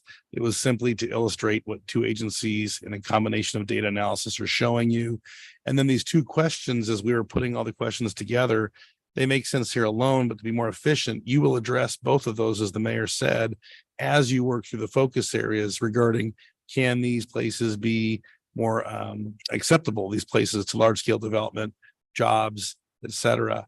Can they policies be done that create more housing for population growth that makes sense to the plan that we want to see for our city? So I just wanted to kind of jump in and reframe this so it didn't get more time than it really probably deserves. And you can get into the more meaningful parts of your process. I would humbly submit that direction. I think we're all forgetting to the substantive discussion. So I would ask if we could all concur on taking that part of the discussion to later on when we look at the focus areas. Thank you. All right, so why don't we then move on to number 5? Thank you, Mayor. And I will apologize that number 5 is kind of what I'll describe as a planning geeky question or topic. And it involves, we're on D, Dan, if we could back up one. Dan's jumping ahead of, he wants to get to the focus areas. I know everybody else does too, but I want to stop for a minute on, on place types. We'll get there very quickly. If we can move through 5, 6, and 7, we'll be there in a heartbeat. All right, very good. 5, 6, and 7 are asking questions about what sometimes people think of as zoning and how do you regulate what happens on a property. Zoning is the implementation of the general plan. You first need to set the policy direction through the general plan, and the zoning gets into the nitty gritty of how high is it going to be, what are your setbacks, what are the long list of uses that you could do, for example, in the neighborhood commercial zone. But first, for the general plan, we need to make sure that that land use policy direction is set. And so as Dan mentioned in the presentation, this isn't just saying, okay, that's going to be residential at 20 units per acre. The question is, how is that going to look? How will it fit into the neighborhood? And it gets to the Mayor Pro Tem's question about what is that character? And so through what we are going to be calling place types, it will get into the 3D of a particular land use on a property, what it is, how it's built, and how it looks and how it blends in with the neighborhood that it's in or the business district that it's in. In going through the current general plan and more so in your zoning and conversations with staff, we thought, wow, these weren't staff's words, that they were probably ours, is some of these are real Frankenstein monsters. They just look like something that's been put together through bits and pieces over time, and there hasn't been a discussion of, the overlap. If you look at El Camino Real, there are, I don't know, 6, 7, 8 commercial districts that apply. And as you drive along El Camino Real, you think, okay, how did this mix of uses ever come to be? And so the purpose of the general plan is to create cohesive districts. And the thinking has evolved over time, not just in Atascadero, but in other communities, is that you don't have to have a standalone commercial district. It's like, you can have things like downtown where you have commercial, retail, restaurants, offices, businesses, civic, all kinds of uses together. It works well. You don't have to, do that just in downtown. There are other opportunities to do it at other locations along El Camino Real and maybe not other parts of the city. So that's a long way of saying city staff would like to make some suggestions on how to better address how you view land use, and to maybe consolidate some of the commercial categories so they don't overlap with each other. So there's, and this is going to sound, it's kind of funny, but more specificity and flexibility, but certainly more specificity about what you're trying to achieve at the south end of town versus downtown versus the interstitial pieces of El Camino Real before you get to the north end of town. And so there were a couple of things, a couple of key questions to address that. One of which I think a commenter raised about, and I'll start with the residential, about minimum densities in residential. There's a gap right now. You've got your very low density residential, and then you have something that's 2 to 10 units per acre, and that can accommodate a bunch of different types of development, including townhomes. And then there's a jump of 20 to 30. And what happens in that gap? There's a gap. When we're talking about diversity of housing types, why not create a category that allows that gap to be filled and let the market decide where within that range that type of housing should be built? There was also the question raised of, is 30 units per acre the highest density that Atascadero is looking to achieve? There will be ways to achieve that, and Phil will bring this up probably in a couple of weeks or months when the city is moving forward with some recommendations for fractional densities, whereby smaller units would count for half a unit. And you could get more units in a development if you have smaller units and create some affordability. But also the question of, however, is just standalone a higher density in downtown an appropriate thing? And so before I get to the commercial, I want to let that sit for a minute, because those are the types of things that we say, council, do you want us to bring those questions to the public? Does that range of questions for residential seem like a good range to bring? With regard to the commercial, and this might be too heady to ask, in the way that I've asked it, but are there too many commercial zones? I think what we want to ask the public more and ask the council to give direction on are, where does the city want to head with its commercial districts? What are the purpose of these commercial districts? We keep hearing it's hard to buy socks in Atascadero. They're just, it's not, you can't do that because maybe the sock sellers don't know where to go. The commercial zones are too complicated.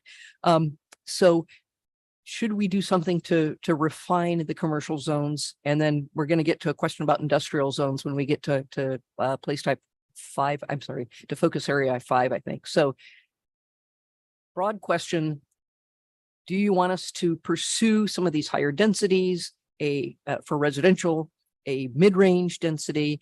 And do you want commercial to be addressed in some way that starts to get to some of these questions about jobs generating uses? And so I've kind of put 5 and 6 and 7 together. So however you'd like to respond to those. Thank you. I think, and we've had this conversation a lot at council, and knowing that we probably do need to increase the density.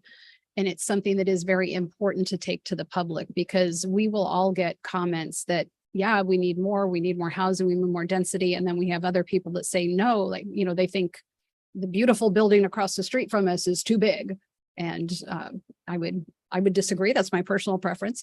But you're going to get a myriad of individuals that are going to have different expectations of how we will grow. But I think there's an educational aspect of how do we allow all the housing types that are necessary, and for the growth, and of course for for people that have children who want to be able to grow up and continue to live here. And how do we provide for people of all income levels and abilities and where they can live? So I think we do need to look at that. And I think it's something that we really need to engage the public on, education, and then also getting that feedback and what are the concerns and how do we do this? But that's my thoughts on that. Again, I know we've had these conversations a lot. Councilmember Newsom. This question's for Phil. Can you speak to what by right properties are and why there is some difference in some of densities on one property next to a different property? By right properties are something that the state actually kind of requires us to do through our housing element. When we set a certain residential density on a property, the state also says, hey, you've got to make certain project by right. If they meet all of your basic standards and they meet your densities, it has to be a by right project. Can't go through a discretionary review, can't require a use permit, can't do a lot of those things. It does allow us to still kind of put them through a template of what's called objective design standards. And that's a project we're going to be bringing to you a little later on, that still gets quality development, meets those objectives, still follows the state's by right So as we do some of these land use updates, how is it going to affect those that have by right properties? Well, for one thing, there's not a whole lot left of these sort of by right residential properties. We're basically out of multifamily land right now in Atascadero, which is one of the primary focuses of doing a general plan update, is to kind of create more inventory. But those by right properties really won't change. I mean, for example, if a property right now is residential multifamily, the state really strongly discourages us from reducing that density and changing that to something else. What we could do is we can increase that density or change the development standards of that property to make it easier to develop housing. So it's not going to change that by right status that the state gives to certain properties that we identify in our housing element. It's when we put together our housing element and we identify housing sites that support our regional housing needs allocation, that's when they become these sites that are by right, that we can't really take that away. Once we promise the state that, hey, we're going to set aside these numbers for our next 8 years for our cycle to ensure we meet that. That's where that really all comes from. So this exercise shouldn't change that, shouldn't alter that, if that makes sense. Thank you. I know sometimes people ask why someone has higher density on a property, and our response tends to be in design review was always it's by right, and they have that right to do that. So as we look at these and evaluate the gaps in the density, we're trying to make sure that there are equal advantages to those that want to develop. I market decide density. I know a lot of people feel like that's kind of the way to go. I'm open to that, as well as more flexibility for those that want to do what they want on their properties. I know having 3 stepchildren that went away to college, it would be nice to have a place for them to come home, but not under the same roof. So these ADUs and JADUs allows them some independence without fully supporting them.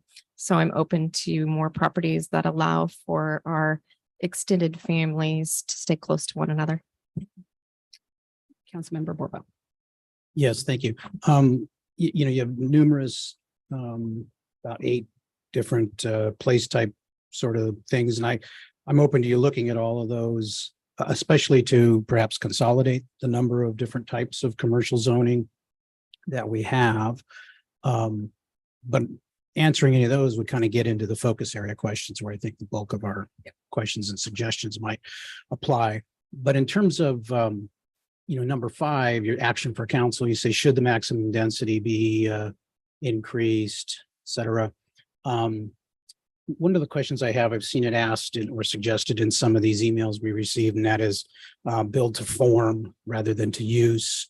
But I'm wondering, why do we have, maybe this is more a question for Phil, why do we have minimum densities? And in terms of maximum densities, if we want more relatively affordable housing, that usually means smaller sizes. And if we tell somebody, you can build in this particular area, you can build a 3-story building, and you have to have this much parking. The max density could be 150 units per acre, but they're not going to be able to do that. They're going to be constrained by the physical nature of the lot, the parking requirements, and how high you let them build a building, right? So in some of these cases, especially when we get to the downtown discussions, why do we even have to have a maximum density on multifamily?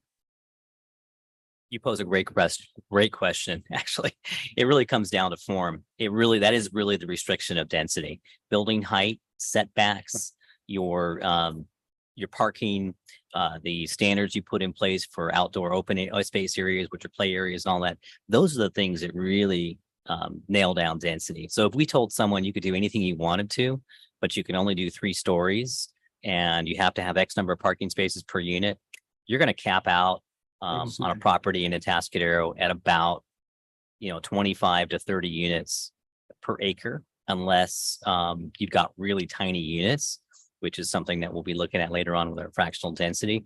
But most folks, to get a good return, they want a larger unit. So you're just not going to see that. So you bring up a really good point in that perspective. And so that's that's one way you can go. The other question I think you also alluded to, why do we have a minimum? That's something a couple of cycles ago in our housing element, the state did mandate that we do. It can be a good idea when you've got a city that has very little multifamily housing land, and sometimes you get this land that gets eaten up by essentially single family development or planned developments where they have larger single family homes. They could have done 20 units, instead they did 4. And now we've lost that potential. We're not going to be able to meet our regional housing needs allocation. But the state asked us to do that. So we had to put that in place, and that still exists. It's on a lot of still properties. required. Yeah. Okay. Thank you. I'm wondering too, as we're talking about the increased density, because we've had the conversation about going 3 stories. Does the Atascadero want to go 4 stories in certain areas? Like, I don't know the answer to that question, but that might be worthwhile asking the public and showing what does that look like? And, you know, some of you might be like, no, or gosh, that looks different than I thought it would. And maybe in these areas that would be okay. I think exploring that is useful, since, I mean, this is long term. You don't build a building and then 10 years later say, darn, if only we had. That way. Yeah, and I wanted to touch on the refining the transition. I think is a good idea. What was discussed in the staff report is, you know, we have RMF 10 and then RMF 24, I think, and there was suggestion of having something in between. But then later in the report, it might have been in the section here, changing RMF 24 to 30 or 35 or whatever, something higher. But now you'd have something, you know, 15 up to, so then you eliminated a transition and said, I mean, would it be better to just add a higher zone? Or, you know, we have RMF 24, add then an RMF 35 if possible. But then achieving that level of density means, as we've discussed, going taller. And if we go taller, we're really stuck in Atascadero on height limitations that comes up on a lot of our structures. And this is a question for the chief. I know we've discussed this a number of times. You know, we have a ladder truck that can service a 4-story building, I believe. And I thought, okay, well, then that's the reason why we're stuck. But then I'm reminded that, you know, go to Chicago, there's 60-story apartment buildings and they don't have a ladder truck that's going to reach up there. So what is it that is different in those buildings that is preventing us, or what is preventing us from going higher besides just simply saying, we don't want tall buildings in Atascadero? You know, what can we do to make a higher density actually happen and be more comfortable in the city? That's a great question. So we do have a 100-foot ladder truck, and that technically, by the math, we could reach 5th-story window, maybe a 5th-story roof, maybe 6-story window, but it really depends on the setbacks, how close we can get. Other factors such as parking, the width of that roadway right in front. Are there cars going to be there that's going to push us further away from the building? So there's a ton of factors that lower that number. And for example, when we do training here at City Hall, we can get to basically with that setback, we can get to the balcony right here. And that's, you know, commercial size ceilings. And that gets us to about the 4th-story window. The other factor, though, you bring up other cities, as we start talking about fires in high-story buildings, we might have the equipment to get to 5 stories or a 6-story window, but the manpower that it takes to deal with any kind of incident at that height, you start doubling the number of people as you start increasing floors. So we might be able to get there technically with the equipment, but being able to serve it is a whole nother story. And actually, that's what I was thinking, that, you know, you might have a 20-story building, but we just don't have the manpower if there was a fire on the 15th floor. So even though your ladder truck's not going to make it, there's just not enough fire personnel around here to be able to service that. So that makes sense. Not enough people in the county. In the county, right. But it's all right. So rest assured, we're not going up 60 well, stories. Oh yeah, no, Let no, 5 or 6. no Hancock All right. buildings in the Atascadero. Are you complete? I'm finished. Yeah. All right. Yep, there's a specific question here about the neighborhood commercial zoning designation. So I just ask you if you would, Phil, if you could clarify what makes that different from other commercial zoning, and is there anything distinctive about it that really, you know, you can make an argument for keeping something? The poor commercial neighborhood zoning got picked on here.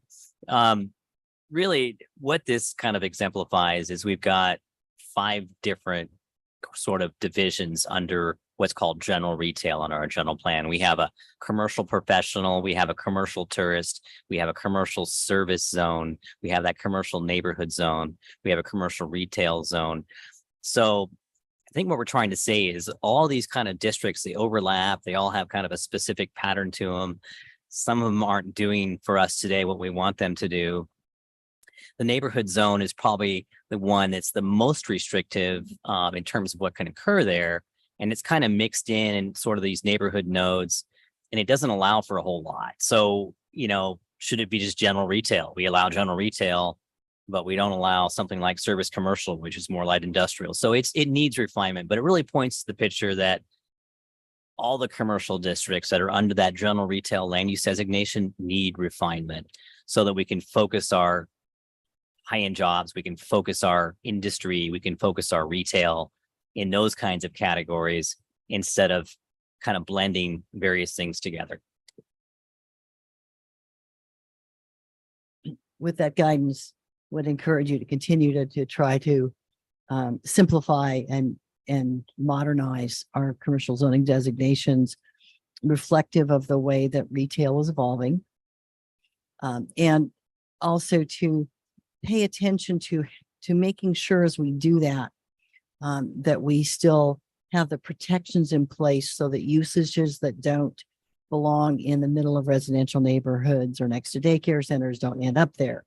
You know, we don't want a proliferation of massage parlors or gambling joints or whatever. So let's then as we're looking for density, I concur in being more flexible and at least describing clearly the options to people, you know, in downtown relative to City Hall. What are we, you know, looking at the height of buildings, and the height relative to what's around is probably more useful than the number of stories. So I would suggest that. And then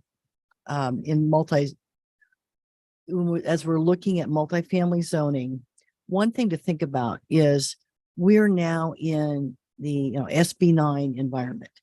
So a single family residential zoning with half-acre lots, like Mr. Cleveland was talking about, is a zoning that allows every lot to have, to do a lot split and to do 2 units on each side of that split.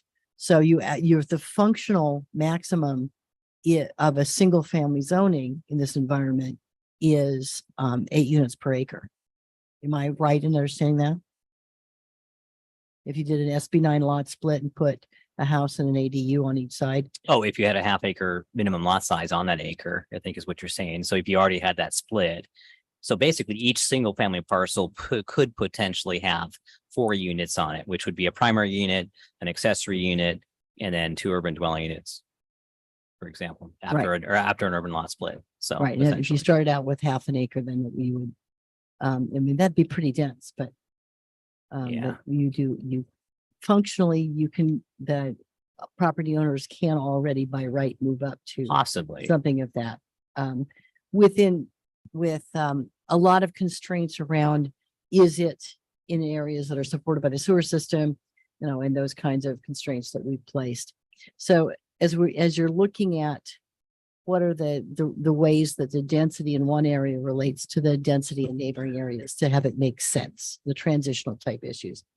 We have to keep in mind what people are allowed to do under SB 9 and under the ADUs and so forth, as well as what's actually there now. And with that in mind, yes, we should probably allow for flexibility so that you can do things that are, I don't know, in a moderate range, and be more flexible with what can be allowed in multifamily in ways that continue to make sure we're continuing to protect the integrity of the character of neighborhoods and the infrastructure to support the housing. Is that clear enough? Thank you. Okay. And I think it was Laura that said the flexibility and specificity and consolidating the commercial districts. Yes.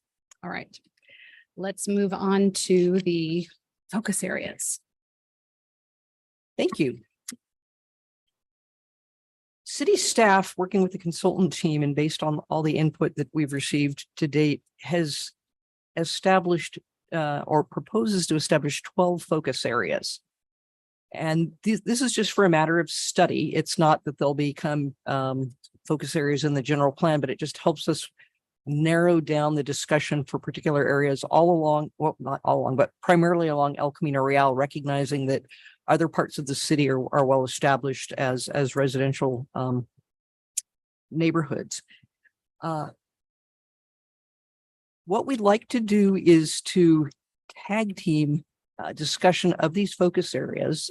Phil and Kelly and I are going to take turns describing them, but what I wanted to point out is just some guiding principles for your discussion this evening. And I wanted to point out that we've got 12 areas and 45 minutes, and unless the council chooses to extend the meeting. And so when you're looking at these focus areas for discussion, keep in mind a couple of things. Number one, the colors that you see on the map are representing what the current zoning is on the property. So what the regulatory environment is today, what could be allowed if somebody came in with an application today, and for the most part reflects probably what's on the ground today. The question is, for each of these focus areas, do these boundaries seem appropriate? And primarily, is the intent statement that's at the top of each focus area, does this represent a good discussion with the public when we go out for these study sessions? Are these the questions that we want to ask? Or do you want to expand on it or contract it? So we're looking for direction on direction. When we're asking the public, what's the future of each of these focus areas? For a few of the focus areas, we have an additional question to ask as we do on the first one, because there are a couple of properties within this focus areas that are privately owned, but have a public land use designation on them for some historic reason that I'll let Phil explain. So we're just going to, if it's okay, Mayor, we're just going to start with the first one and motor through, and I'll let you go ahead and direct the conversation, and please ask questions as we go along.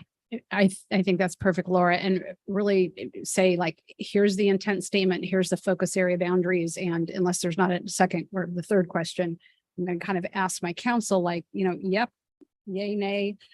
If someone's making a comment, if you agree, great, but let's not keep repeating each other. Let's try to focus this in so we can get through all of these. And this is a very important conversation, but I want to make sure that we're focused. So yes, thank you. All right, we ready to roll? All right, thank you, Mayor.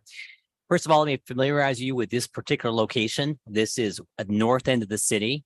This is just south of Del Rio Road, along Ramona Road, along the Highway 101 frontage. Part of this area today is zoned public, but it's primarily privately owned. There's another portion of it that's actually zoned single family residential. It has a church on it there. There's some other kind of vacant properties there.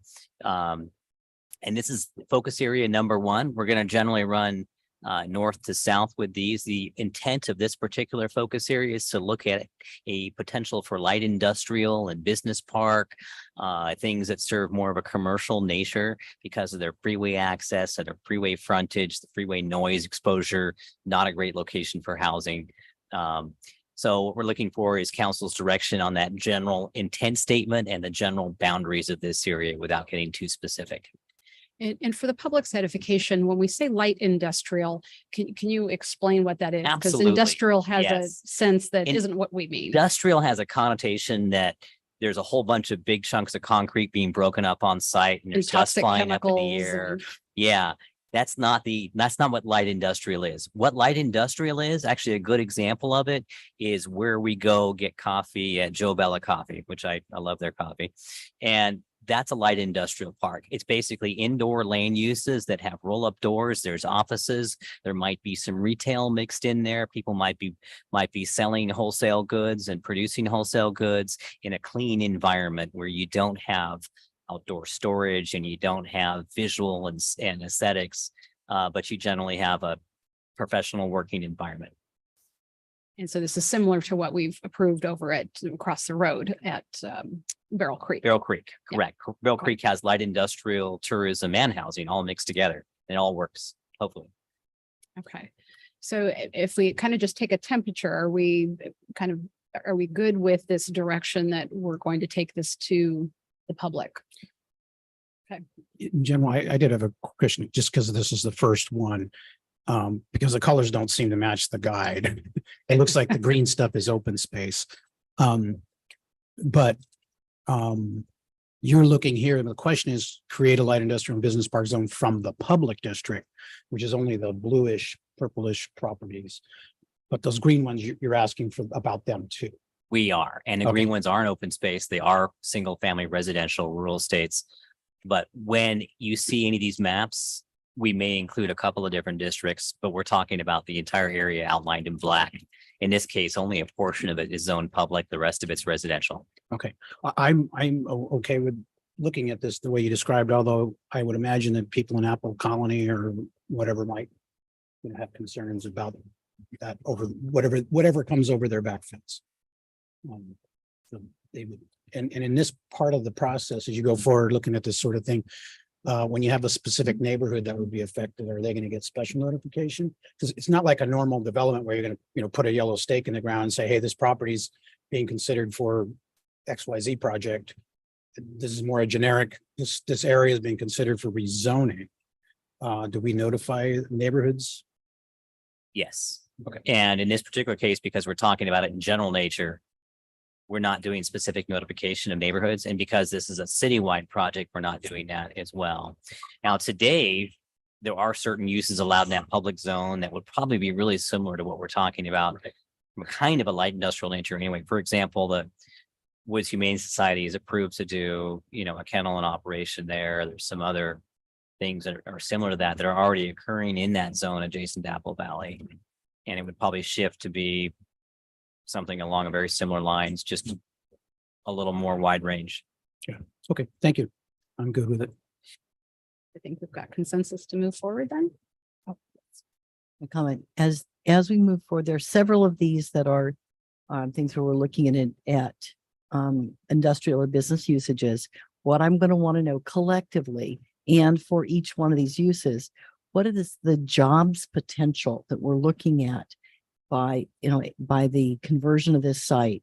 And do we have a path? What's the pathway to get to the kind of jobs housing balance that we are seeking to achieve? I know we skipped over those things, but I want to give you a heads up that I'm looking for that information to come through this process. On to number 2.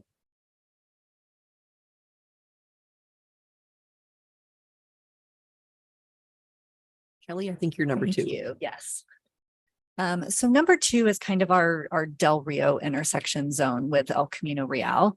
We have some attention in that zone already from our Del Rio specific plan, which envisions some larger retail, tourist serving uses, some neighborhood serving uses, offices, light industrial, in a sort of a master planned way. So what this focus area looks at is looking really at that intersection and maybe designating and focusing some uses more towards retail, towards the intersection to sort of create some more of that synergy.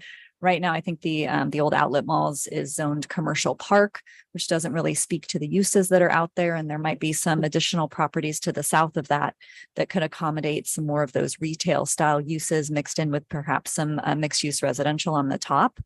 And then looking at zone 2B to really, again, hone those light industrial uses for the place types that we want to see in those areas and what could be sort of most synergistic and jobs producing in those areas. So those are kind of the boundaries that we've identified for both of those strategies, and we're happy to hear input on any of those. All right. And those currently are? The ones that we're looking at, it looks like industrial according to the color. Yeah, in 2A and CPK. Well, maybe CPK. But yes, I think CPK and industrial. It's all CPK right now, and CPK is kind of our light industrial, and then 2A would be focused more towards retail and mixed use development at that node. Okay. All right.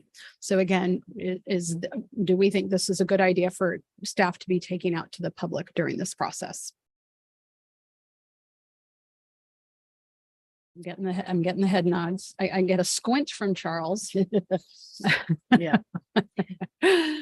And again, we're not diving into details. We're not making these decisions tonight. What we're saying is we think there could be a better use for these properties. And is this something that we want the public to weigh in on and say, yeah, we agree with it, or have you thought of this? And a lot is happening during those discussions. And so this is what we're looking at right now.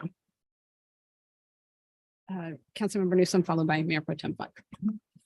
I like to pick on Phil. It's been a while. You can't hear me all the way over there. I said I like to pick on Phil. Once we get through this process, it's sometime in October, you'll do the public outreach. You'll start to get a feedback, and we'll do all of the workshops that are facilitated here in City Hall, and then also any of our big events about Atascadero 2045, correct? That's correct. Yes, public, if you're out there, if you want more outreach, raise your hand. Nobody wants outreach? He likes to use, Come on. he You likes wanna- to use sticky notes on these boards All right. so you can move them wherever Thank you you. want.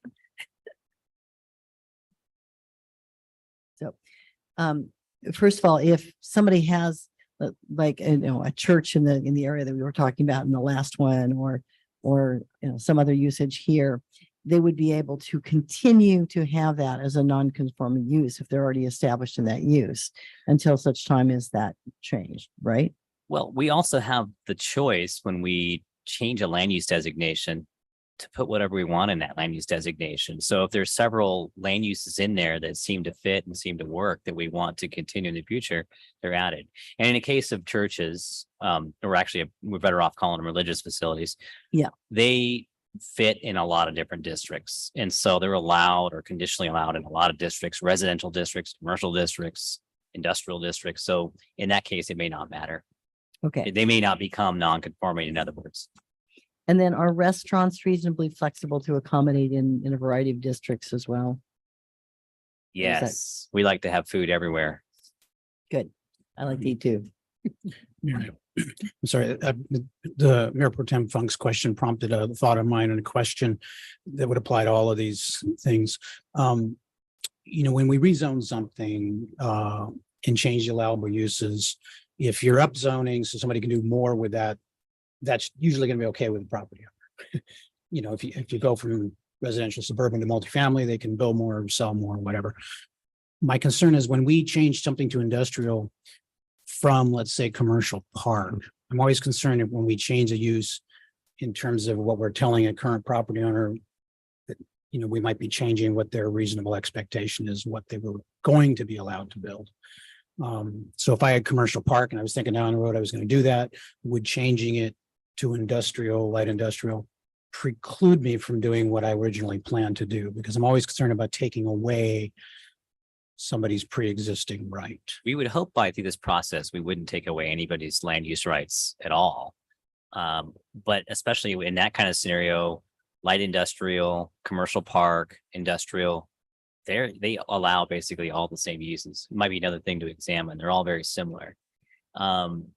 The only thing that we might preclude when doing some of these changes is kind of along the lines of what we've already been doing over the last few years, which is eliminating land uses that involve large amounts of outdoor storage that don't have sales, that don't have jobs, that don't have things that keep our city engine moving. Right. And I appreciate that because I'm not saying we would never do that. I'm just always very concerned when we would do that. Then, there needs to be a substantial, kind of benefit to the community of doing so. So thank you. All right. I think we are good on number 2. Let's move on to 3.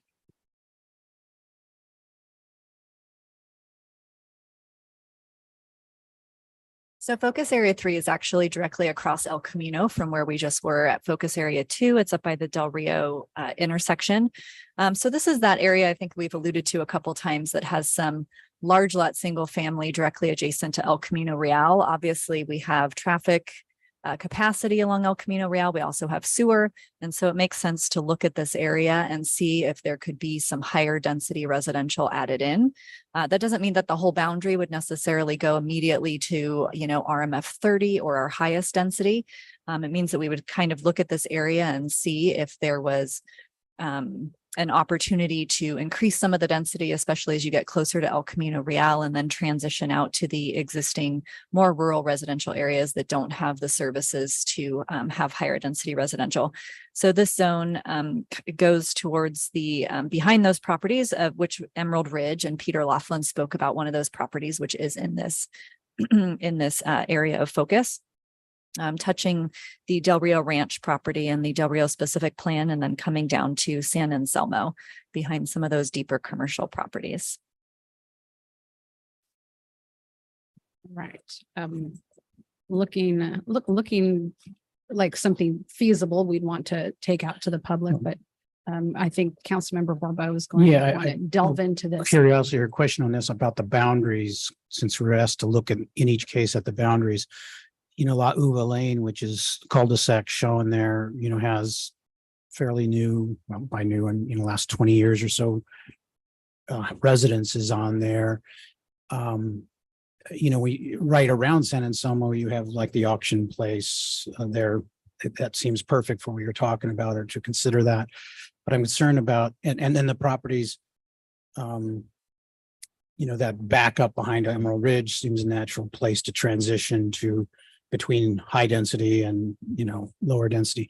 So I see that, but I'm concerned about some of these residential properties in the middle there that aren't they all kind of already developed as, single family home neighborhoods?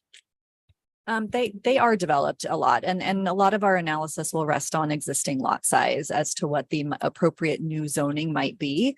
We might look at some of these properties, and as we develop our lower density multifamily zone, which will encourage infill development, maybe small lot subdivisions, it might look like a single family property with an ADU on it, or an urban dwelling unit, but that will actually be a multifamily property, and those numbers of units will be more encouraged in those areas. So it might not look like a traditional multifamily that you're thinking of, where you tear down a house and build an apartment building or townhomes. It might just look like infill development, where you have a duplex behind an existing single family house or something of that nature. And so we are trying to play with those multifamily residential zoning districts, sort of analyzing lot sizes in these areas of opportunities for change, and sort of determining, what would best fit in that existing pattern to help it grow in its best way over time. Yeah, I could see, neighbors having concerns about that, which is going to allow me to digress to when we talked about the general plan amendments, those 22 properties. One of the things, I said I was happy with 3 questions. One of the 4th question I would ask, and it'd be relevant to this particular thing, is what are the neighbors? How do the neighbors feel about it? Because you may have somebody who logically is on the edge of something changing the zoning kind of makes sense to them. But if it's, stretches too many properties in, it might have an adverse effect on neighbors. And what if you have some neighbors that don't want to do it? How are we going to take into account through this process that, let's say, it's people on the front of this, they want to have that happen, but you have a bunch of people who are adamantly opposed to it because they don't want a duplex next door. And they bought, when the zoning was this, and that was their expectation, et cetera. I think it's something that we can look into, and we can do some focused outreach for those neighborhood areas that are in our focus areas when we do our public outreach. There's also opportunities to just intensify the single family zoning district. A lot of these are already smaller than 2.5 acres. And so that might give potential for neighbors to subdivide down to what their neighbors already have. And so that can be explored as well. Sure. Thank you. All right. I think we are good on that one.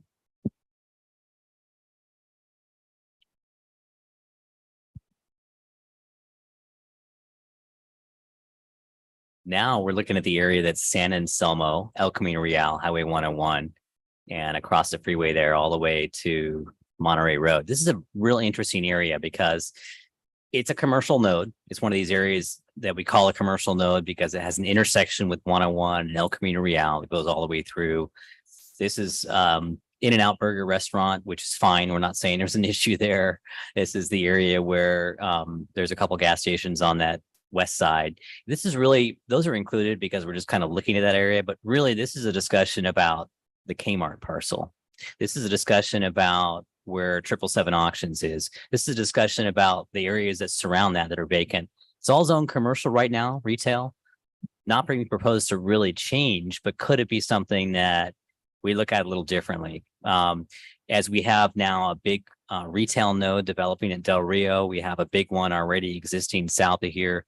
Could this be something different that supports more jobs, more of that kind of business park side of things, or should it stay retail? These are just questions. And so just because it's outlined, it doesn't mean it needs to absolutely change. It just means it needs some love. It needs some focus, and what, what can we do with that? I'm curious if there's anything, and we don't need to delve into this tonight, but from the corridor plan, I know that was one of those opportunity zones, if you will. And is that part of incorporating that into this, or how do you see the two working together?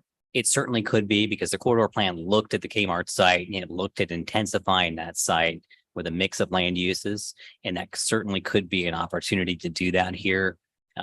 Right now, like the current owner of the Kmart site is looking to fill the site in with retail tenants, which is great. But if that doesn't come to fruition and there's some other demand for this as other retail areas develop, should we open doors to other possibilities that support? And we the did city's hear people goals? want socks. Yes, So- right. We need socks. Is there a sock zone? No. Yeah. Okay. Questions? Mayor Pro Tem Funk. Yeah, could you distinguish between an R&D zone and a light industrial and business park zone? They're all very close. So R&D can fit into light industrial. R&D can fit into business park. Industrial might be a category further than that really has manufacturing going on, which is much more of a kind of wholesale distribution, and manufacturing might have some outdoor land uses. That's a little different. That's really about it. So when we say R&D, we're really, again, we're talking about business park.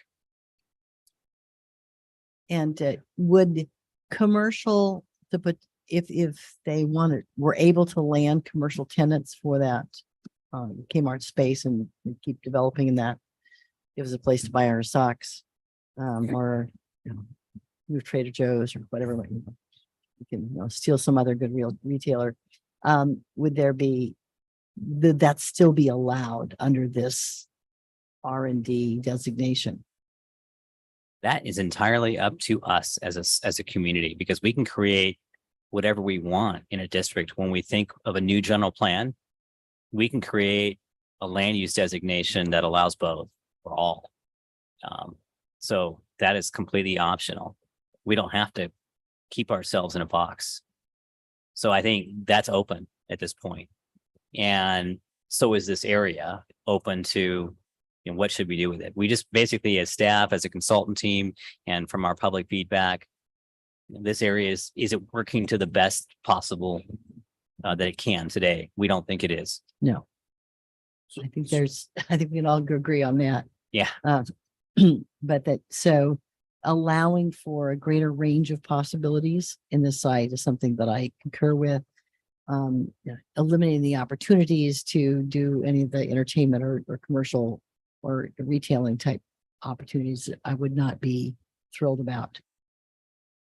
Where would, sorry to just jump right in. Where would R&D go right now?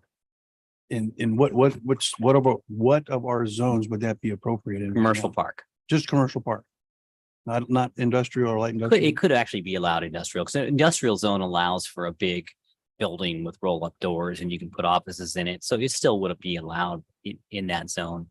Our difficulty is in our city right now, we just don't have a lot of open, larger properties that we would consider like an R&D type land use to fit into, like you see in East Pass Robles, for example. You're seeing some of those land uses get established.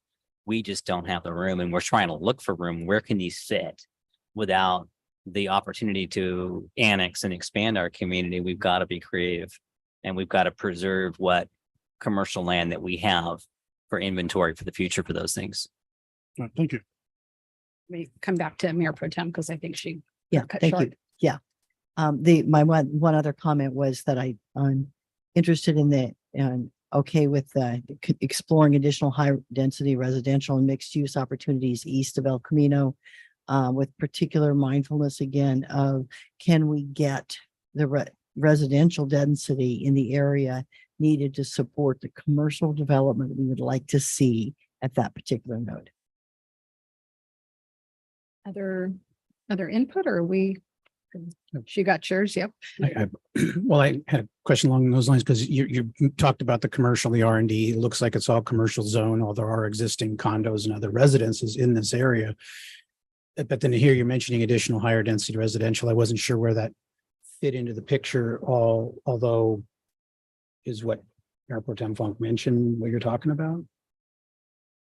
As a commercial retail zone today, this zone already allows mixed use. It allows upstairs residential, even though there is some ground floor that's grandfathered in on the north side of this zone on the west side of El Camino. That's non-conforming today.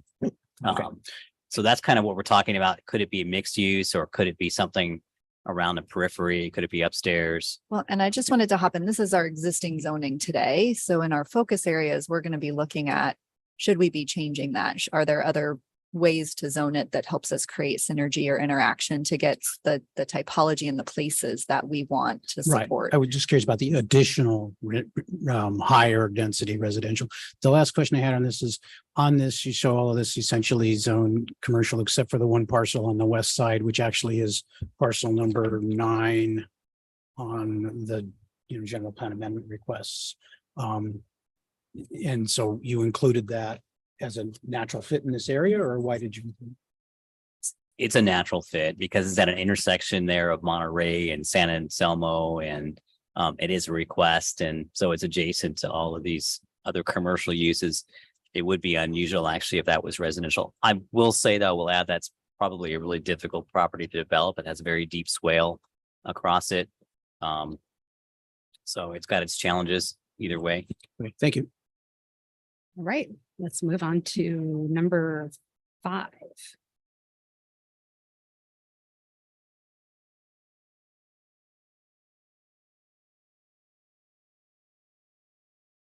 And Laura, I'm going to ask you as you, or whoever's doing this one, who is this? Phil. Dan's driving. Oh, or you mean? Who's speaking to number? I'll be 5? speaking on this Phil one. has this Okay, and if you could speak to, because some of the concern we got from residents is, I live over there and I don't want my single family property changed to industrial, some things like that. So if we could address those comments into what you're saying, is that what you're asking here? Like, kind of lay this out for everyone, and especially for those who live in that area, what are we talking about? Absolutely, yes. And just to clarify, this is 2 very large areas in the city. The first area in this map is kind of to the left, and you see that long, thin purple spine. That's all along Traffic Way as we head out east, out that way, head out to the north and east. We have this very long historical industrial zone. And that industrial zone was originally placed there because the city once had a railroad spur that came through that zone. And back in the early days, we'd have cargo, trains that would come through and drop off goods for the city. And that's always been our industrial zone. Not the greatest place for an industrial zone because it's flanked on one side by Atascadero Creek and on the other side by high density housing, and it mixes all these things together and you've got a very intensive zone. So what the questions are here is, could this come away from heavy industrial and storage to more of that business park and R&D and tech and indoor land uses that support jobs that are close to residential? That's kind of staff's suggestion for the future for that zone. The other piece of this property is primarily owned by the water company, with the exception of the Sycamore Industrial Park that's in it, which is out on Sycamore, which is close to the Salinas River. And you'll note on this property, this boundary includes an area that's a green zone as well. That's open space, and there's no intent to change that open space. There's actually a pretty big open space buffer that runs for very good reason along the edge of the Salinas River, and includes some of the water company property and extends up into the flat land of that plateau that's on that industrial zone to protect the habitat of the Salinas River. There is one change that is suggested in this, and there's a couple of properties that are directly adjacent to the Sycamore Industrial Park that are flat. There was a sort of abandoned house on one of those properties, and an owner there had expressed interest of being included in the industrial zone. But we did hear from an owner tonight that actually lives along the river that I think is in one of those two parcels that might be included in this boundary that may not want to be included in this. And so we haven't had that discussion yet. So I'm glad that they're providing input on this, and we will consider all of those situations and the proximity when contemplating such a significant shift. But I will note the city's desperately looking for additional flat land to bring into light industrial sort of land use that is not going to create, a significant neighborhood impact or meet the criteria that we talked about earlier. Right now, we don't have a specific land use request in that area. This is something that's just being very lightly analyzed. Okay, so Director, I heard you say somebody had requested a change. They haven't officially submitted a change. So someone has requested a change, but we have someone else here who's saying, hey, I'm in that zone and I'm in that correct proposed area that we're looking at, and I don't want that. Correct. So you're seeing 4 parcels that are included in that residential zone that's south of the Sycamore Industrial Park. I believe the Somebody citizen have a here. laser pointer. Yeah, I know we need to use that. No, Really help. I think I actually have a cursor that I could probably. Oh wait. Ah, So let's magnify excellent. those parcels. And so those 4 parcels are currently zoned open space? no, they are actually zoned residential single family. I know it looks, I know, The don't colors, focus so you're- much you're on the killing us colors. with the They are colors here. deceiving. The open space zone is the zone that's kind of a little lighter green that's along the river behind the industrial it. zone. But those actual 4 parcels right there are zoned residential. 2 of those parcels are completely detached from the river, and they're right next to the Sycamore Industrial Park. They flank it, and then they're in between that and the road. So maybe this boundary needs to be adjusted if there's a property owner here that says, hey, I'm not part of any discussion. That's something that's entirely up to the council. Well, I don't think any of us are looking to tell someone we're going to rezone your home that No. you want to stay No, in. so no. maybe this boundary was drawn in I'm going incorrectly. to safely say that, Yeah. no, that's not what we want to do. So I don't know exactly where, and maybe we could ask her to come up if, and say which lots are yours.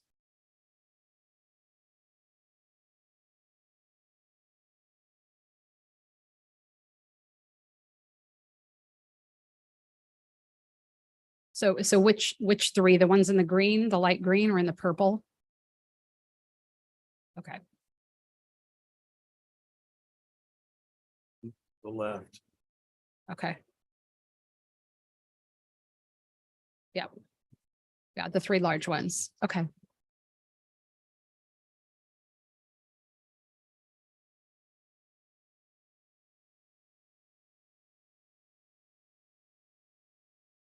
Thank you.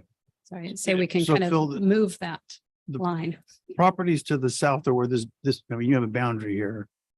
So then further to the south, that's not colored in this green or whatever color that is. Is it still the same zone? Or is it? Yes, it's all the same zone. It's Okay, all so residential. you just showed a boundary because there's a discrepancy between the purple and the green, but that green continues on To the south. off the bottom. Correct. of It's the just page. gray because it's just Okay. not part of the discussion tonight. So the one thing I'm going to ask is, so I live not far from Traffic Way and that little strip that comes up. How realistic is that to think that if we, change that zoning, that we're going to sort of gear a light industrial R&D type of use? I mean, I would love that because right now it looks just kind of shabby as you drive by. It looks industrial. It's storage. And auto shop and things like that. So it's not a great fit. Not a great fit there, but that's what's been there, and those people have the right to use their property the way it is. So how do you see changing this? I mean, there's a little bit of underutilized, but not a ton. So I'm trying to imagine changing this, and do we really see this as feasible, let alone, again, people are using their property the way that they currently have the right to. sometimes these things can take a long time. When you change a land use designation, those existing non-conforming uses might stay there for some time.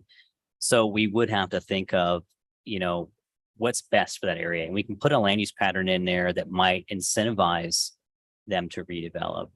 But there are some older properties that are probably ripe for redevelop, but people knew what they can do there as well. But I think the key in that, because of neighborhood compatibility, is to eliminate those land uses that are more service oriented to automobiles, or more like things that are, sandblasting and things like that, that just might not fit that character. And slowly over time, it will transition. But yes, if that's you pose a difficult question. You can't change these things overnight. Just like our downtown around Sunken Gardens Park, some years back, we said, hey, we want restaurants and retail, and we prefer medical offices be in other locations. It's happening now, finally, Yeah. but it's going to take years. And so for it to your thought is we transition. would do outreach and potentially find out from those owners, would you be interested? You could have an existing non-conforming use, or, there's this other potential. And so that would be part of the outreach if we move forward on this. Exactly. That prompts a question in my mind, though, because along there you have, door companies, things like that, that I assume are perhaps more in keeping with what you have in mind as opposed to automotive uses. But my concern is that, it's like, well, hey, we all want these nice looking upscale type of things, but people do need their cars serviced. Do we, as we go around, rezoning everything to be more attractive light industrial uses, are we keeping in mind that in our city, we need places for, mechanics to do their thing, and whatever the other use you mentioned was, sandblasting, or, it's the countertop, the guys who cut countertops or whatever. I just want to make sure that we're remembering they need a place too in our city. And we're not, looking to gradually excise them out of the picture. Absolutely. Yeah. All of land uses have to be considered. We have to have an inventory for everything we feel we need in our community. I think all we're saying is that very thin strip that's squeezed between residential and doesn't have the room to become, something that's larger industrial. Should it still be that? I think that looking at the area out by Sycamore, it's a different location. I think looking at areas along South El Camino Real that today are sort of service oriented, those are different locations. We have automotive uses over there now in South El Camino, and it's fine. It's great. You've got a larger area that's between El Camino and the freeway where you don't have that compatibility factor. So there are locations. The question here is this the best location for those things? In addition to that, we've got some very large properties in the heart of that industrial zone along Traffic Way and Via that are currently vacant, that need some stimulus to get going. There's a couple of big storage lots there that have been there And for those are the many big years. focus, I think, in our mind of those larger parcels here, towards Via have good economic potential to be something else, to be a lot more than they are now. Yes. And if we can facilitate that through rezoning or something else, that'd be great. Yes. Well, and Thank I you. think you really hit it with the compatibility issue, because automotive, it's not that, certainly automotive deserves a space. I'm very familiar with cars being parked all over the place, that don't have a place at the automotive shop. So they end up being parked in neighborhoods. So that's more of a compatibility issue than it is simply, I don't want auto repair in the neighborhood. So I think compatibility is important. Yeah, as we're looking at, come back to that large parcel that Councilmember Bourbeau just mentioned back there in Via. To what extent does the potential for that property to become a real jobs producing property change with the bridge work that's going on that Via bridge?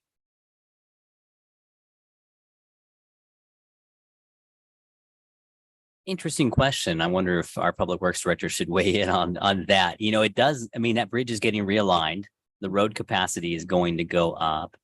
But it's still kind of a little bit challenged in its freeway access. So that's not going to change dramatically.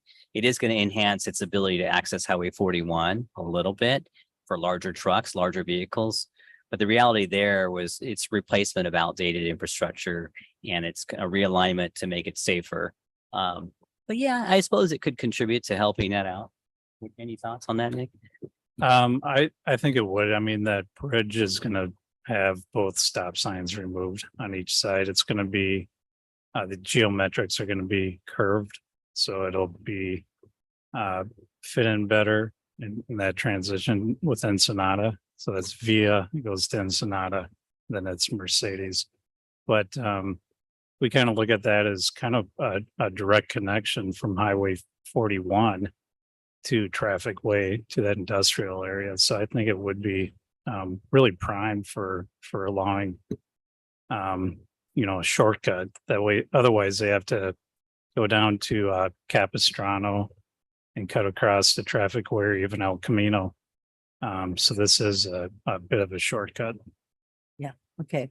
Yeah, I'm comfortable with the plans to transition to light industrial and R&D and away from heavy industrial in all of that strip that's a long traffic way. I want to look at the other section of this property right now, and that's the off of Sycamore Road. And the question there is that really ever going to be developable for jobs producing types of industrial uses? Nothing has happened there in a long time, and it's just sort of low value storage and open space and water company offices and that kind of thing.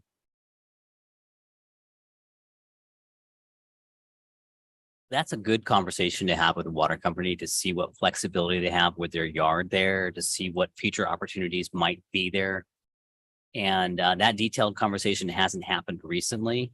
In recent years, they haven't wanted to sell or long-term lease those properties for actual development, instead use them for interim uses. So it's a little bit beyond our control, unfortunately, at this time.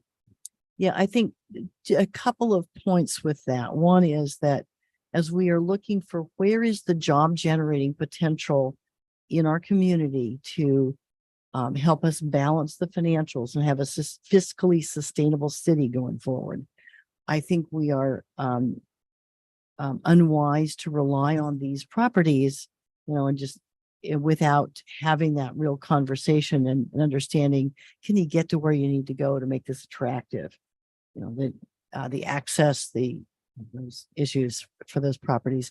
And then the other question is, if this is really not going to be viable for anything other than outdoor storage and that kind of thing, that doesn't really generate jobs, can we re-envision this section of the river adjacent properties in a different way to make that more valuable, both economically and ecologically, to our community? And that's a conversation worth having. The future is in our hands. Absolutely. Yeah, actually, okay, Councilmember Newsom, followed by Councilmember Daris. I was just gonna weigh in on my thoughts. I'm okay with the traffic way portion of that. I think a little bit more analysis needs to be done on the Sycamore side, especially as we're adjusting the boundaries already sitting in here with the property owner that showed up. I think we need to spend a little bit more time on the Sycamore side. So I'd be more inclined to remove that, do a little bit more research. I'm assuming we can add more things of focus as we do some of the outreach and make modifications as we go along. If it fits, okay. So I'm good with that. I'm gonna go a little against grain on this one because with the Sycamore site, I mean, maybe there's some more opportunities, some different opportunities, but as far as uses that could create jobs, I'm thinking of what types of things. And I mean, this is on the edge of town. If, let's say, a truss company wanted to come in, and they're going to need a lot of area to build trusses, and it's going to make some noise and going to create a lot of jobs. This is a perfect area for something like that. You don't want something like that in the middle of town. So having that as an option for, say, a big manufacturing company like that, I think the Sycamore area is a good area for something like that. I wouldn't eliminate that option, but if there's a way maybe to add to it, with other, other options as well. I'm okay with that, but I think that as far as heavy industrial or whatnot, I think that that area of town, and being that it's pretty removed from residential, and in the corner of it, it's kind of close, and but anyway, that's my feeling. I think there are opportunities there for jobs in big manufacturing companies.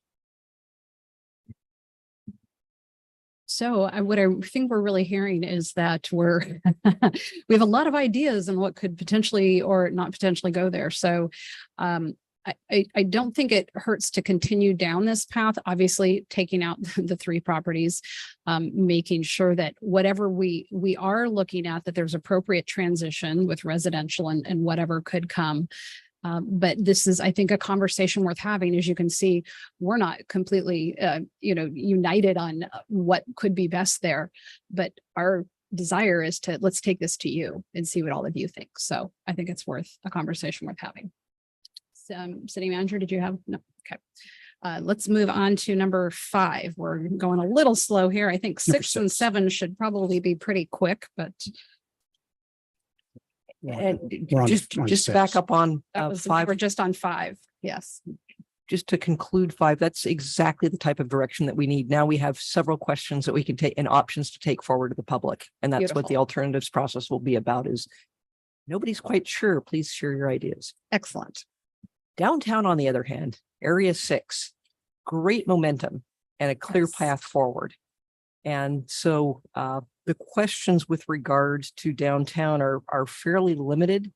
I think one of the key ones is related to something that Phil or Kelly brought up earlier about the fact that there are some medical office uses that have been in there for some time. And the question is, can those be encouraged to be someplace else to really start to build the retail restaurant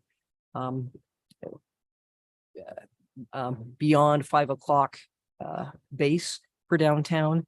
And I guess we don't have any specific questions about downtown, but we just want to ask whether or not things are working. Are there tweaks that need to be done that the council would like us to ask the public about? And the key question of the higher density that came up earlier this evening for downtown.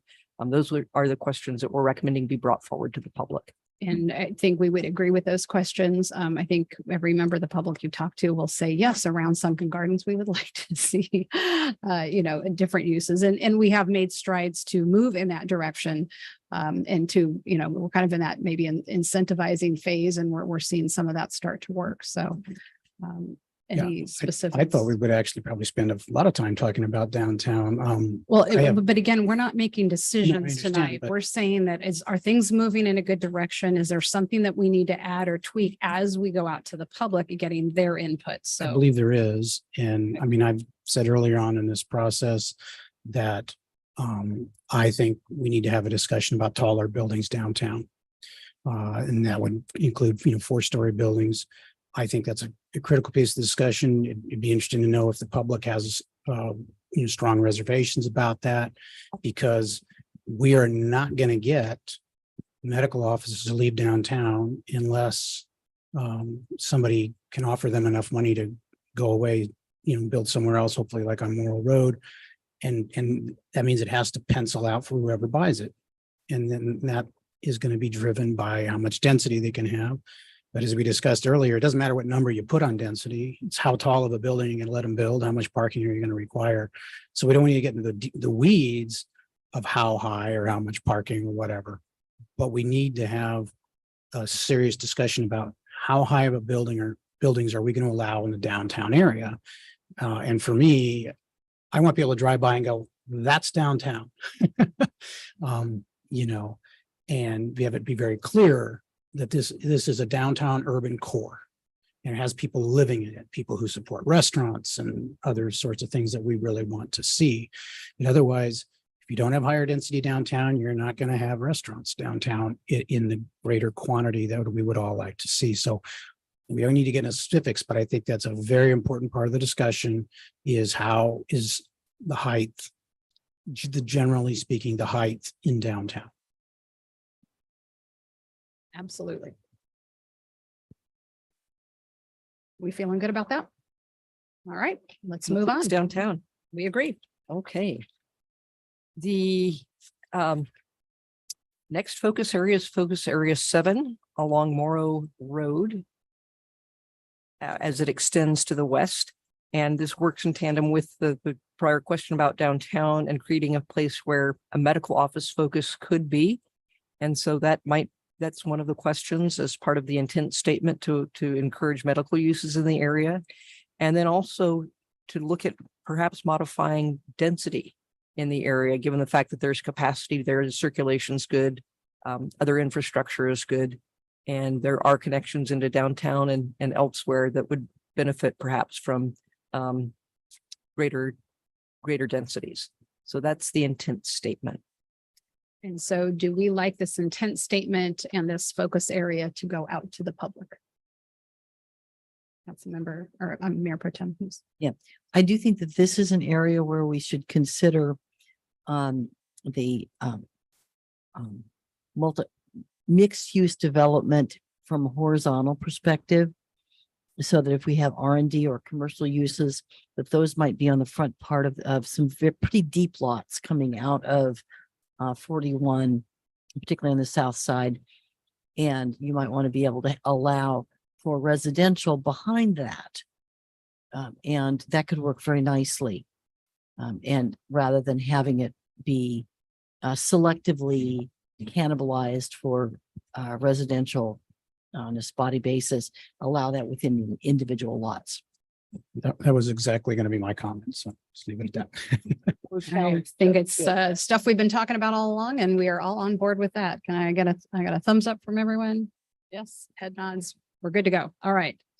Number 8, infill flex zone. And Kelly's going to take the next couple. I feel like we've been talking about this one for a long time too. So Yes. our current general plan talks about looking at mid-block areas of El Camino Real where there's not a lot of high development potential for commercial, either based on the lot sizes, the depth of the lots, or the topography, and considering residential, solely residential, ground floor residential in those areas. So staff and our consultants, we've kind of identified 2 areas that would likely be appropriate for. So there's an area north of the police station, approaching San Anselmo area. That's where we currently see the micro homes development happening currently. And then there's an area sort of south of the Vaughns towards Kerbril, but not quite all the way, that would be a potential candidate for this as well. So some of the questions are providing input on these areas, and maybe creating a new flex zone that could allow for either commercial or multifamily residential development within these areas based on what the market or the owner would want to do.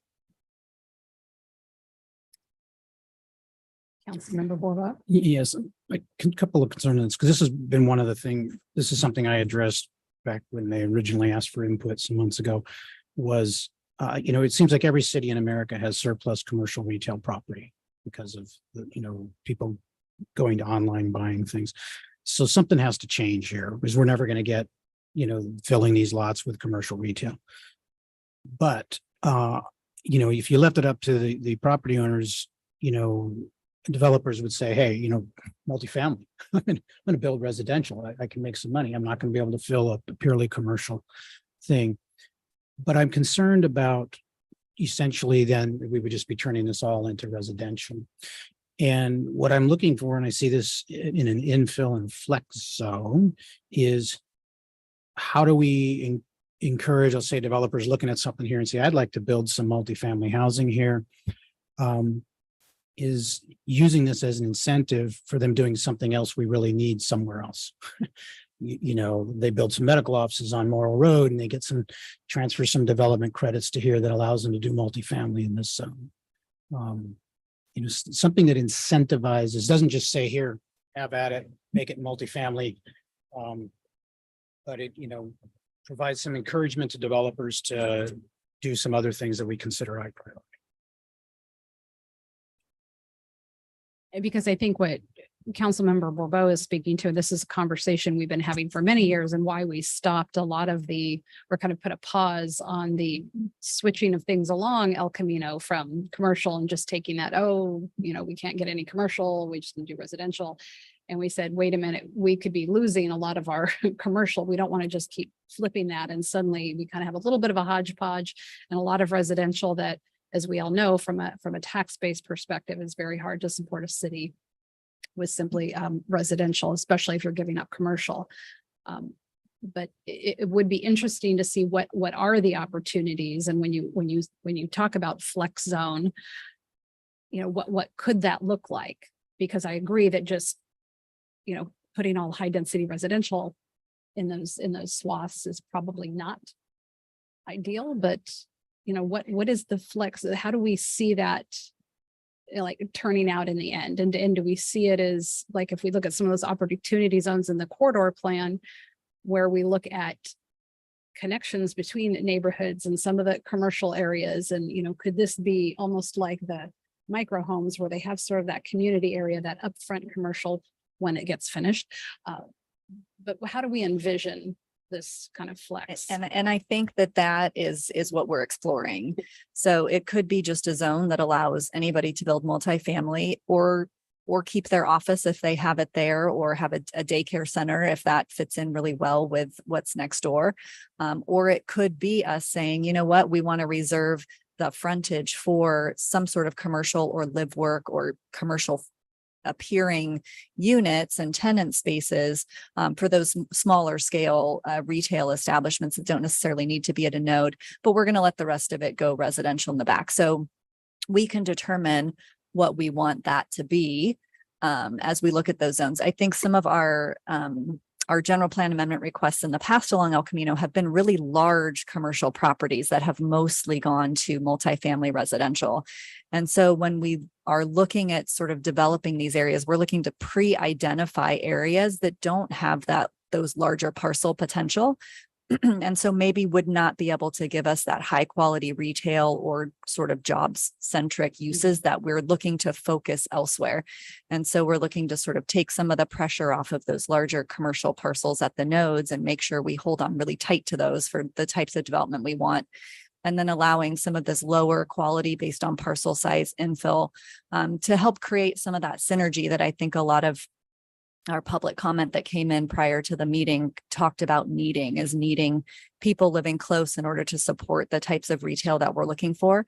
But it could be still having a commercial face along El Camino and reserving those types of spaces for those types of uses, or it could be a little bit of a free for all and just allowing people to develop how they see fit. So that's the exploration of it. Yes. Yeah, I would encourage us to get a little bit more precise in how that's getting presented. So it's not, major free for all is not the only option that seems to be presented, because that could get us into the kind of chaos where you divide these areas into further non-viable commercial properties because of the action of one property owner, and then you have just a mess. So I don't see it as much of an attention to nodes in this, and making sure we keep some commercial in the nodes as well, and allow infill in the middle. So a little more definition here. Thanks. And if there's a specific preference from the council to develop them in such a way where we have that commercial facing front, that could be presented to the public in that way if there's consensus on that. That's certainly an option worth considering also from my view. I think one of the underlying things here, though, is also what's realistic. I mean, Mayor Pro Tem Funk has repeatedly referred to jobs producing types of things, and the mayor, raised the reason why that's important, and that's because multifamily housing doesn't produce tax revenue that can viably support a city in the long-term basis. And you have to have, in the long term, you have to have a balanced community that is well balanced between housing and jobs, and then the kind of services that serve our residents. And that's why we all, keep talking about that. And if you give them the option, that'll all be multifamily. On the other hand, if you say, oh no, we still want commercial front facing stuff, well, that's only realistic if somebody, sees that pencils out as a viable project. So that's why I'm looking at can we look at providing incentives that say, hey, you bring a major R&D thing to the, via traffic way property site, and we'll let you build a bunch of multifamily housing on, in El Camino Real. That might, maybe that's unorthodox, but there are communities that have used development transfer credits, say you do what we want over here, you can do what you want over there. And make it, that makes it pencil out for them. But then you provides could a also proper have a incentive. property owner who doesn't have the option of doing that. So then what are we doing with that property? Well, I understand, but right now, I mean, people own this property, it's zoned a particular way. Yep. And that's, their reasonable expectation of what they can use it for. And if that's not currently commercially viable, well, we're not obligated to say, oh, yeah, let's. Okay, so your recommendation would be, how do we look at doing something creative like that? And if somebody doesn't have the opportunity or the interest in making that happen, that you would just keep. Somebody else might, and then they would be able to buy one of these properties cheaply because they're not currently very viable as a commercial retail And zoned I piece of property. think under that scenario, transfer of development credit is generally done with a development agreement. So that would be more leaving the zoning as it is and then having a policy in our general plan that supported entering into development agreements for not viable commercial properties if other properties are developed. So I think might be how that looks sort of in a legal general plan way. Kind of like that. I think we should call it Atascadero property swap. All right. Is that helpful? Is that helpful? It's very helpful. These, Okay. I will say that these are challenging Speak properties. quicker. Yeah, sorry. I would, no, sorry. These, some of these areas, we have them outlined because they're challenging and they're areas that are kind of in between. And what do we do with them? So I don't think we're going to figure it all out tonight. So having the conversation is Very great. true. Thank you. I think where a little bit of the hesitation came in is do you still want us to go out to the public with this idea of converting some of this area to residential, or is that maybe not part of the alternative discussion at this point? To Mayor Pro Tem's point is that we don't want to write, oh yeah, residential. And then pretty soon everything's just residential and, or one property always do one thing. And that can just be this, there's not a lot of direction to it. And whereas what Councilmember Borbro brought up, do people understand that as well? So I'm not exactly sure what to tell you other than maybe, asking the public, are you open to this being to some creativity, to maybe having some residential here, maybe having some mixed use, and finding out their input from that perspective, but not just, hey, high density residential. Our I'm thinking, consultants Kelly- are nodding at me. So Well, I think I'm we've got a thinking good this is direction. an area that we leave flexible with regard to the question that we're asking the public. And as I continue to look at this, I'm thinking, boy, those are such shallow lots that's going to, further constrain being able to do any type of mixed use. They're just not that deep. And so I'm almost thinking that it's going to be one or the other, meaning let's just keep it commercial or it's residential. And maybe you divide the north end and the south end or half and half but we're going to need to be more open-ended with the public and not create a scenario. I think in the past, we've done noise studies and all kinds of stuff for properties that, are so tightly are shallow lots. And I see yourself being subjected to neighborhood compatibility, noise, all of the other studies that are having to be put in place in some of those previously developed areas. The benefit though is the services are right there, transportation, all of that. So, yeah. All right, so we're good. All right, let's move on to the triangle. Could we take would you all mind if we took about a 5-minute break? You guys have hung with us. We said 8 o'clock, but we're gonna keep moving. Thank you for So bearing 5 with minutes. us and your Yes, interest. thank you.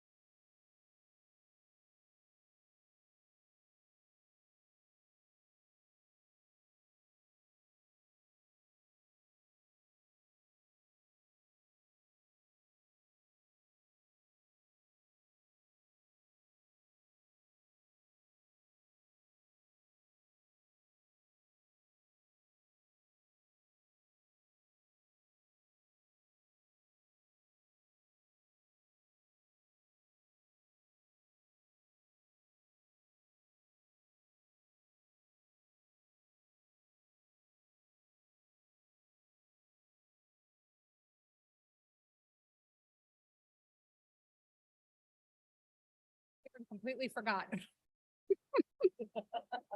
Jeez Louise. Get the light off on them. No, no, no. All right, I'm going to ask everyone to take their seats and we're going to resume.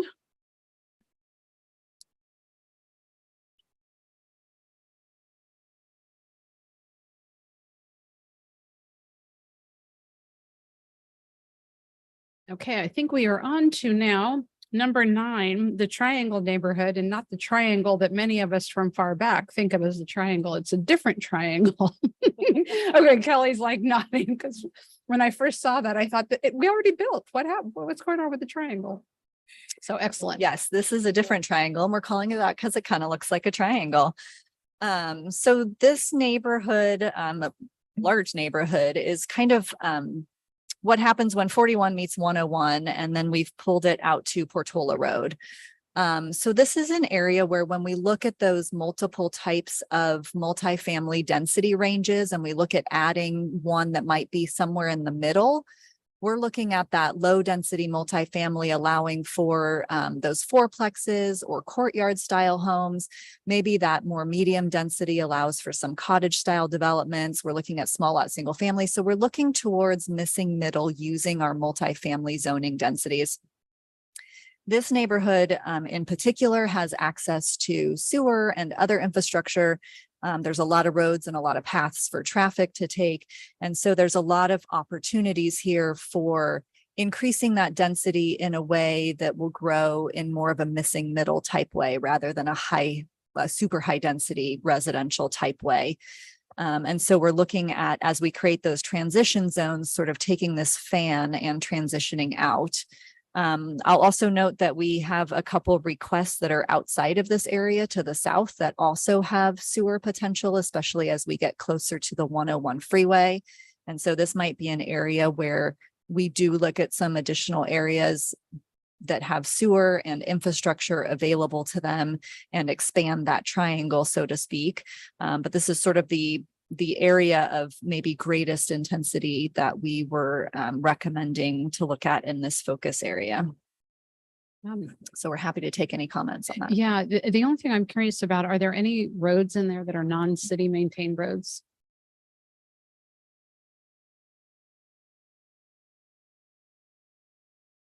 There are some. I think San Francisco's in there, which is a dirt road right now. So Yeah, I think and there's parts a, of there's a Tecorita. couple. So that is, and some of that already has multifamily on it.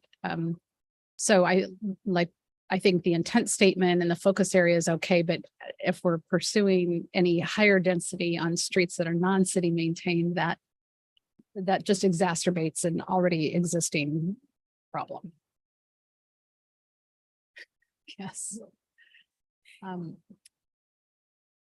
Otherwise, how are we on the intent with those statements? Are we feeling good about this, or I'm seeing? I'm okay, but I squints? do think that obviously some of the neighbors, especially where it's on the darker green or lime green or whatever edge, might have concerns about higher density in their neighborhoods, but I'm okay with the intent and exploring it with the community.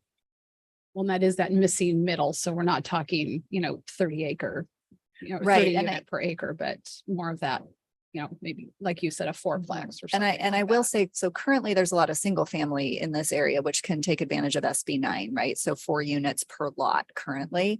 And I think as we look at those multifamily zones and being more intentional about how we design those in terms of typology and our sort of place type, the multifamily is not eligible for SB9. So we would get to be choosing sort of where those densities lie within this fan, rather than just having the 4 units per lot randomly applied throughout. Yeah. So this is going to be an odd question or maybe a tough one. Do we know how many lots in this area are completely undeveloped, have nothing on them? We do not currently. We could certainly find that out Because for. it'd be curious as to where they are, how many of them are together. And if we designate multifamily sprinkled in with single family, how's that going to look, and how are the neighbors going to feel about that? And again, the vision for this is more of an infill. It's more of keeping your single family house and building that duplex or little tiny fourplex in the backyard behind, or for larger lots, having a little bit more infill potential. That's how we envision. Of course, anybody can tear down their single family house and then build something different. But a lot of these neighborhoods, it doesn't make sense financially to tear down an existing residence. And so we see more infill development. I think we saw a project on Atascadero Avenue that I'm not sure came to you. That was an existing single family house and another 7 units in the back. So similar type pattern to that. All right, thank you. Yeah, I think this is one where I like the draft intent statement. I'm not sure how we get there from the various elements of zoning things that we have talked about earlier today to get there. So I think having clarity for when you take this out to the public around the visual forms, we're thinking of this, and this would be allowed, and this and this and this would not. Would I think be very useful. Just one, I think to follow up on what Mayor Pro Tem Plunk was saying. Quality of architecture, I think, is what's important, because we've talked about that. If you have single family residential houses and then in between it, you're going to put in a 4-unit building. It needs to, if it looks like a house, like a single family house, but it's actually 4 units, I think that's cool. It'll fit right in, but to have it look like a lesser valued apartment would just not be right. I mean, those are standards that would have to, I think, go along with this idea. Yeah, and we are bringing objective design standards as a separate effort, which will be in place before the general plan goes into effect. And then, of course, we can build on those further if needed, depending on our land use patterns that we end up with. Looking forward to those coming to us. All right, we're good on the triangle. All right, South Gateway, number 10.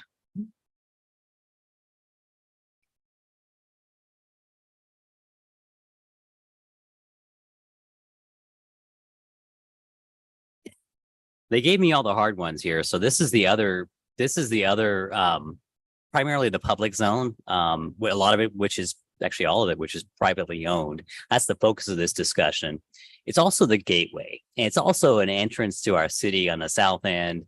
It does include, some multifamily mixed use, but it could do that, but likely at a lower scale because it's a gateway. It's also really the vacant property that's been long vacant as part of Dove Creek. What can happen with that to incentivize that to be that missing piece of commercial that was part of a larger mixed use project that was primarily residential. And then there's these 2 funky, awkward commercial properties that are right at the edge of our city limits that are kind of on a hillside as you enter El Camino Real on the south end there at Santa Barbara Road. They're part of that focus area as well. What's the right zoning for that? They're probably not really prime commercial properties because they're sloped. They're surrounded by rural residential. This is an area that, it's got very rural character as you enter from the south end.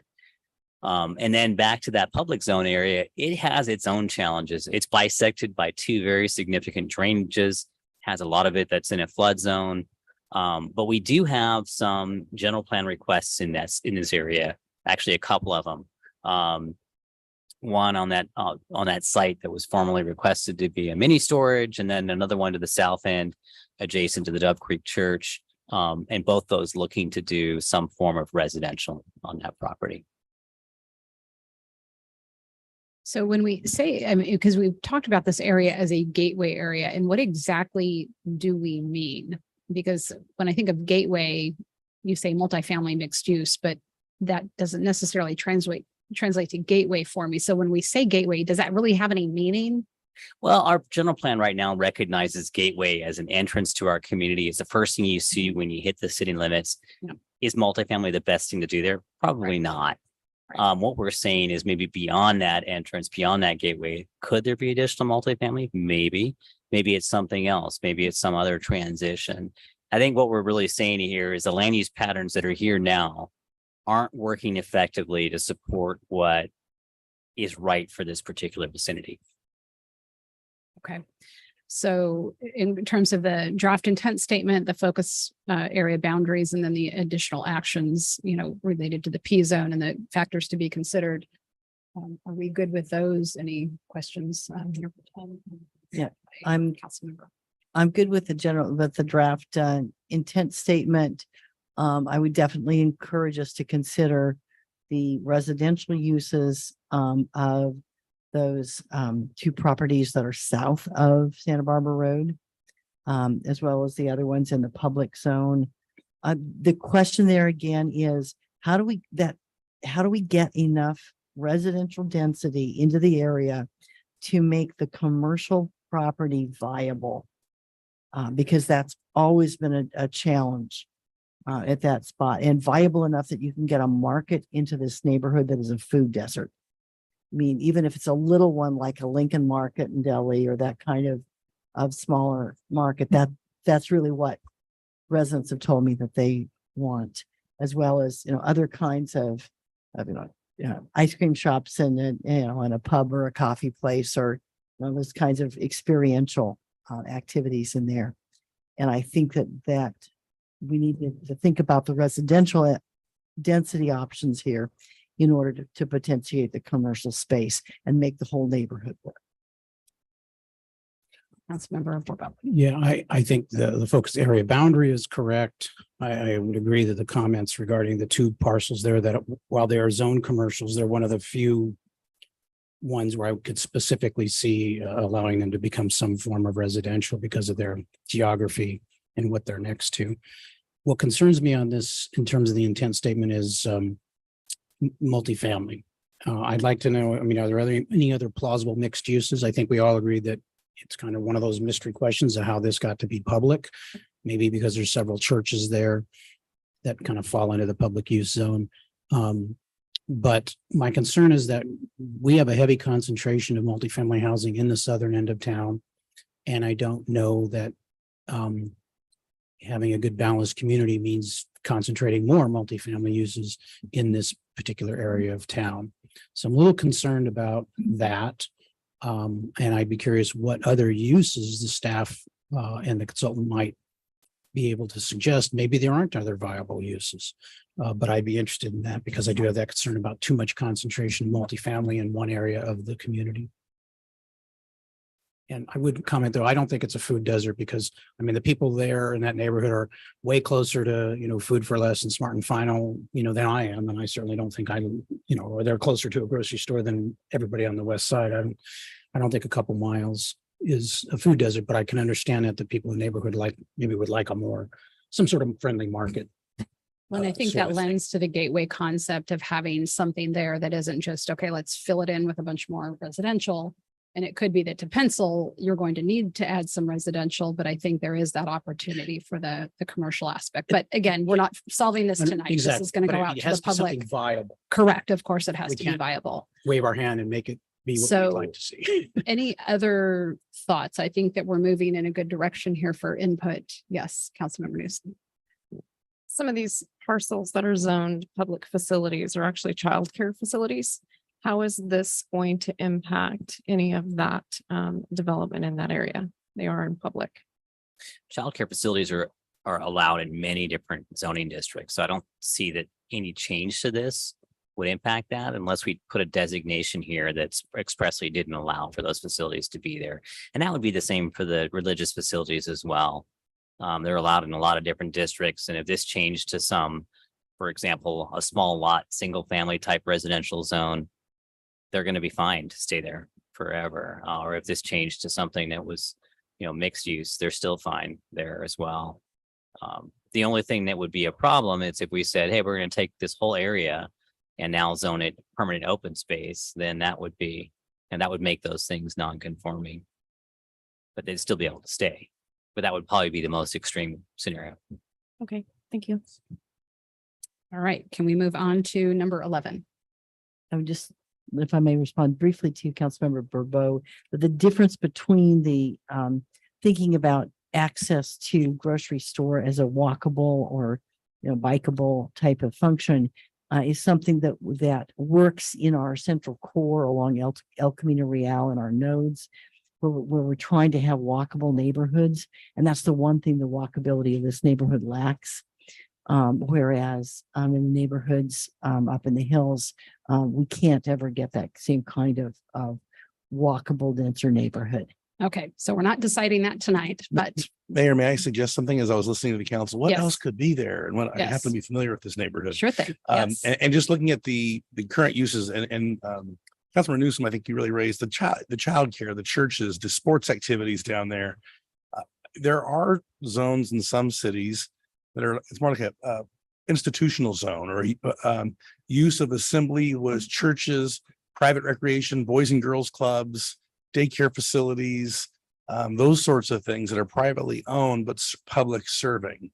And there, that might be something we can explore, private recreation, batting cages for, because this is kind of marshy but it's flat and it would be consistent, I think, with the density north of here and with the Paloma Park sports uses. And I think it might work through other challenges we've had in that area because you have to allow some use. And I think that's true to the public use. That's why I think this was originally zoned as public. And you've seen that it'd be consistent with the pattern of development that's there. So if the council's open to staff exploring something more like that, that'd be a new zoning type for us. But I think it fits this. I think it would complement an open marketplace and kind of a commons that may be on that corner. Perhaps there were some attractive townhomes on those other two corners that aren't really density per se, but they're kind of an attractive row house there along there. And then you'd have that institutional use that had amenities for more daycare. Why don't we incentivize that? Why don't we incentivize indoor recreation? Some of those kind of things that would be consistent with the sports park across the street. I think that would be enough use to support a zone that would still allow some financial return from the property. So can we have your blessing to explore I something think like that? thumbs up on that. Sure thing. The nice thing about being over there is you do have the equestrian park that a lot of people don't realize is there, and the green is the park. Some of the challenges that are limited on that back road is going to be the access of being able to walk over the bridge. The bridge is very narrow. There isn't walking past that way. But if you cut up through and stay on the city streets or the sidewalks, then you can walk around it instead of through it. So what's happening is some of those properties are very segregated from one another, even though they are public serving. So from Dove Creek all the way through. But if we could look at some of the infrastructure as we're developing it, and we're talking about bike paths and things like that, that bridge is one of the most inhibiting factors of accessing those public serving parks and recreation.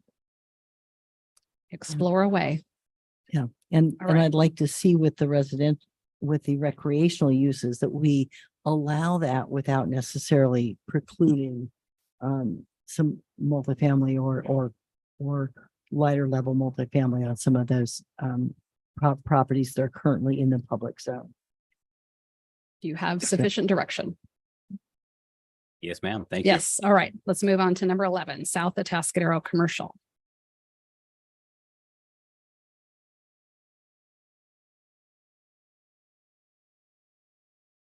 Who is this? Phil's batting All- cleanup on the last two. All right. Let's go, Phil. I'm trying to figure out what here we are, south end of town. This is an area that I've already referred to earlier tonight. And so let me just kind of to show you exactly where we're at. We're at the real south end of town. Let's see, kind of where Santa Rosa intersects El Camino and then northward from that. And so this is an area that kind of is south of that retail area that has the Food for Less shopping center and the Smart and Final shopping center.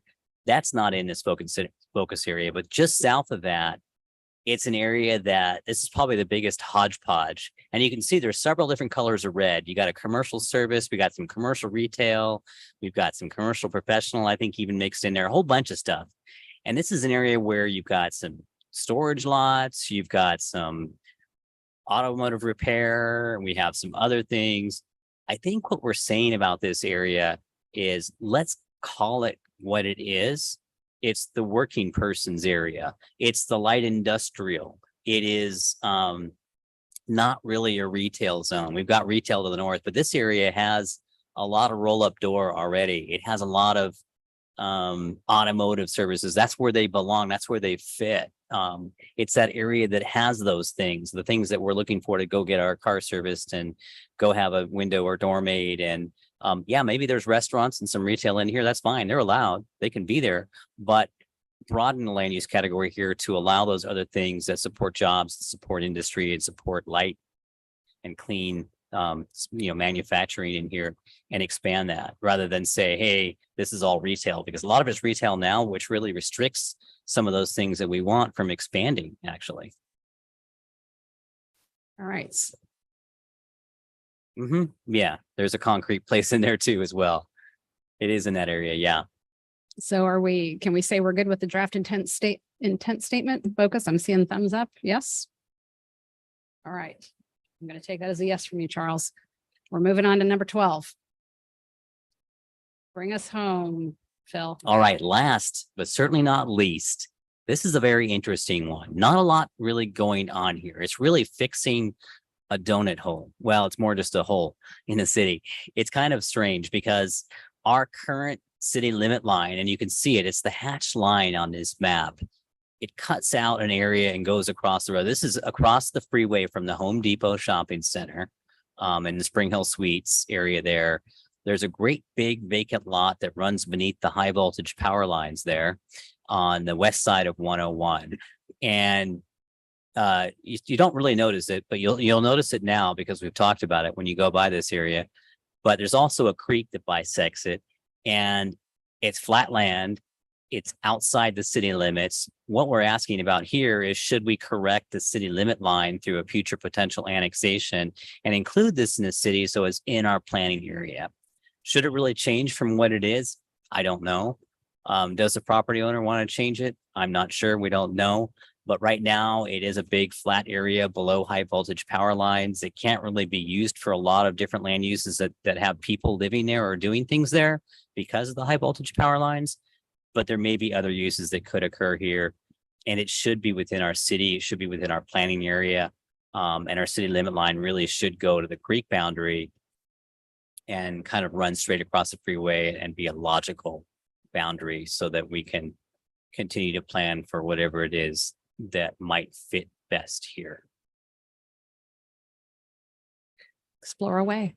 Consider the potential. Yes. And I like the logic of it. Are there issues with bringing that into the city because it is probably floodplain land? At least some of that property? Not that I'm aware of, not that there's issues. I think that the issues that are there are already our issues. So. Okay. All right. We're good to move forward. Thank you. Yes. Great job tonight. I think there's still a wrap up, is there? I think From our there's MIG team? still something. Or is that it? I'll be concise. It's been a long evening, but thank you, council. This is excellent feedback. I did want to show, with the team and actually Kelly, Lorelai, and Roxanne all working together, tons of notes and feedback. This has been exactly the type of feedback we're hoping to get this evening. So thank you very much. So for next steps, what we're going to be working on with staff is turning this into a highly visual, almost infographic type alternative summary. And for each of these, a few things I heard tonight is let's do some analysis on what additional dwelling units or population would be, potential jobs of some of these changes. We're going to further refine and define the place types and have some precedent imagery and really present, I think, a series of land use policy or choices or options to the community. And we like to do this with, presenting a policy or idea and then having a 5-point And scale. actually, if I could pause you, Dan, because I didn't realize people would be leaving right this minute. I did promise another bite at the apple if anybody after listening to us wanted to come to public comment. I wanted you to be able to do that. I was going to do that after you were finished, Dan, but as I see people getting up to leave, if there was something that you wanted to say to us tonight, I mean, there's still plenty more opportunity, but I wanted to give you that opportunity tonight. You absolutely, absolutely. You can do it. You can do it anytime. But I did say that I would do that. So I was going to open that up. I'm opening it up now. If there's anyone on the webinar, you can raise your hand, anyone here. But yes, any point in time, you can be giving feedback. All right, I'm not seeing any, so I'll go ahead and close public comment and Dan, take it away. Thank you. Absolutely. No, I was just going to mention, there's a lot of obvious content and ideas and things for the community to consider. We like to schedule or structure this and we'll work with staff, but usually around sort of like a 5-point scale. Do you strongly agree? Do you agree? Are you neutral? Do you disagree? Do you strongly disagree with these policy concepts? But also the opportunity for additional thoughts or ideas in here as well. So the goal is to work through and to structure the community engagement pieces to get that feedback to when we come back end of this year in January to council. You have community discussion, input, ideas, and we can help use that to further refine a emerging preferred alternative, as Laura mentioned. So this was a very, very important piece of this general plan update process tonight. So really appreciate the thoughtful feedback and comments, ideas from council and the community. Wonderful. And thank you to you, Dan, Laura, Roxanne, and your team, and Kelly, Phil, all of you. This has been a lot of work and we appreciate it. Our community appreciates it. Thank you. And thank you to all of you who came out tonight. There were a lot of people here in this room and engaged and excited about where our community is headed. And many of you were on Zoom as well. So thank you for being here. And we'll see you at our next regular meeting, which will be September 12th. Doing math in my head. Yes. All right. Thank you. Meeting adjourned.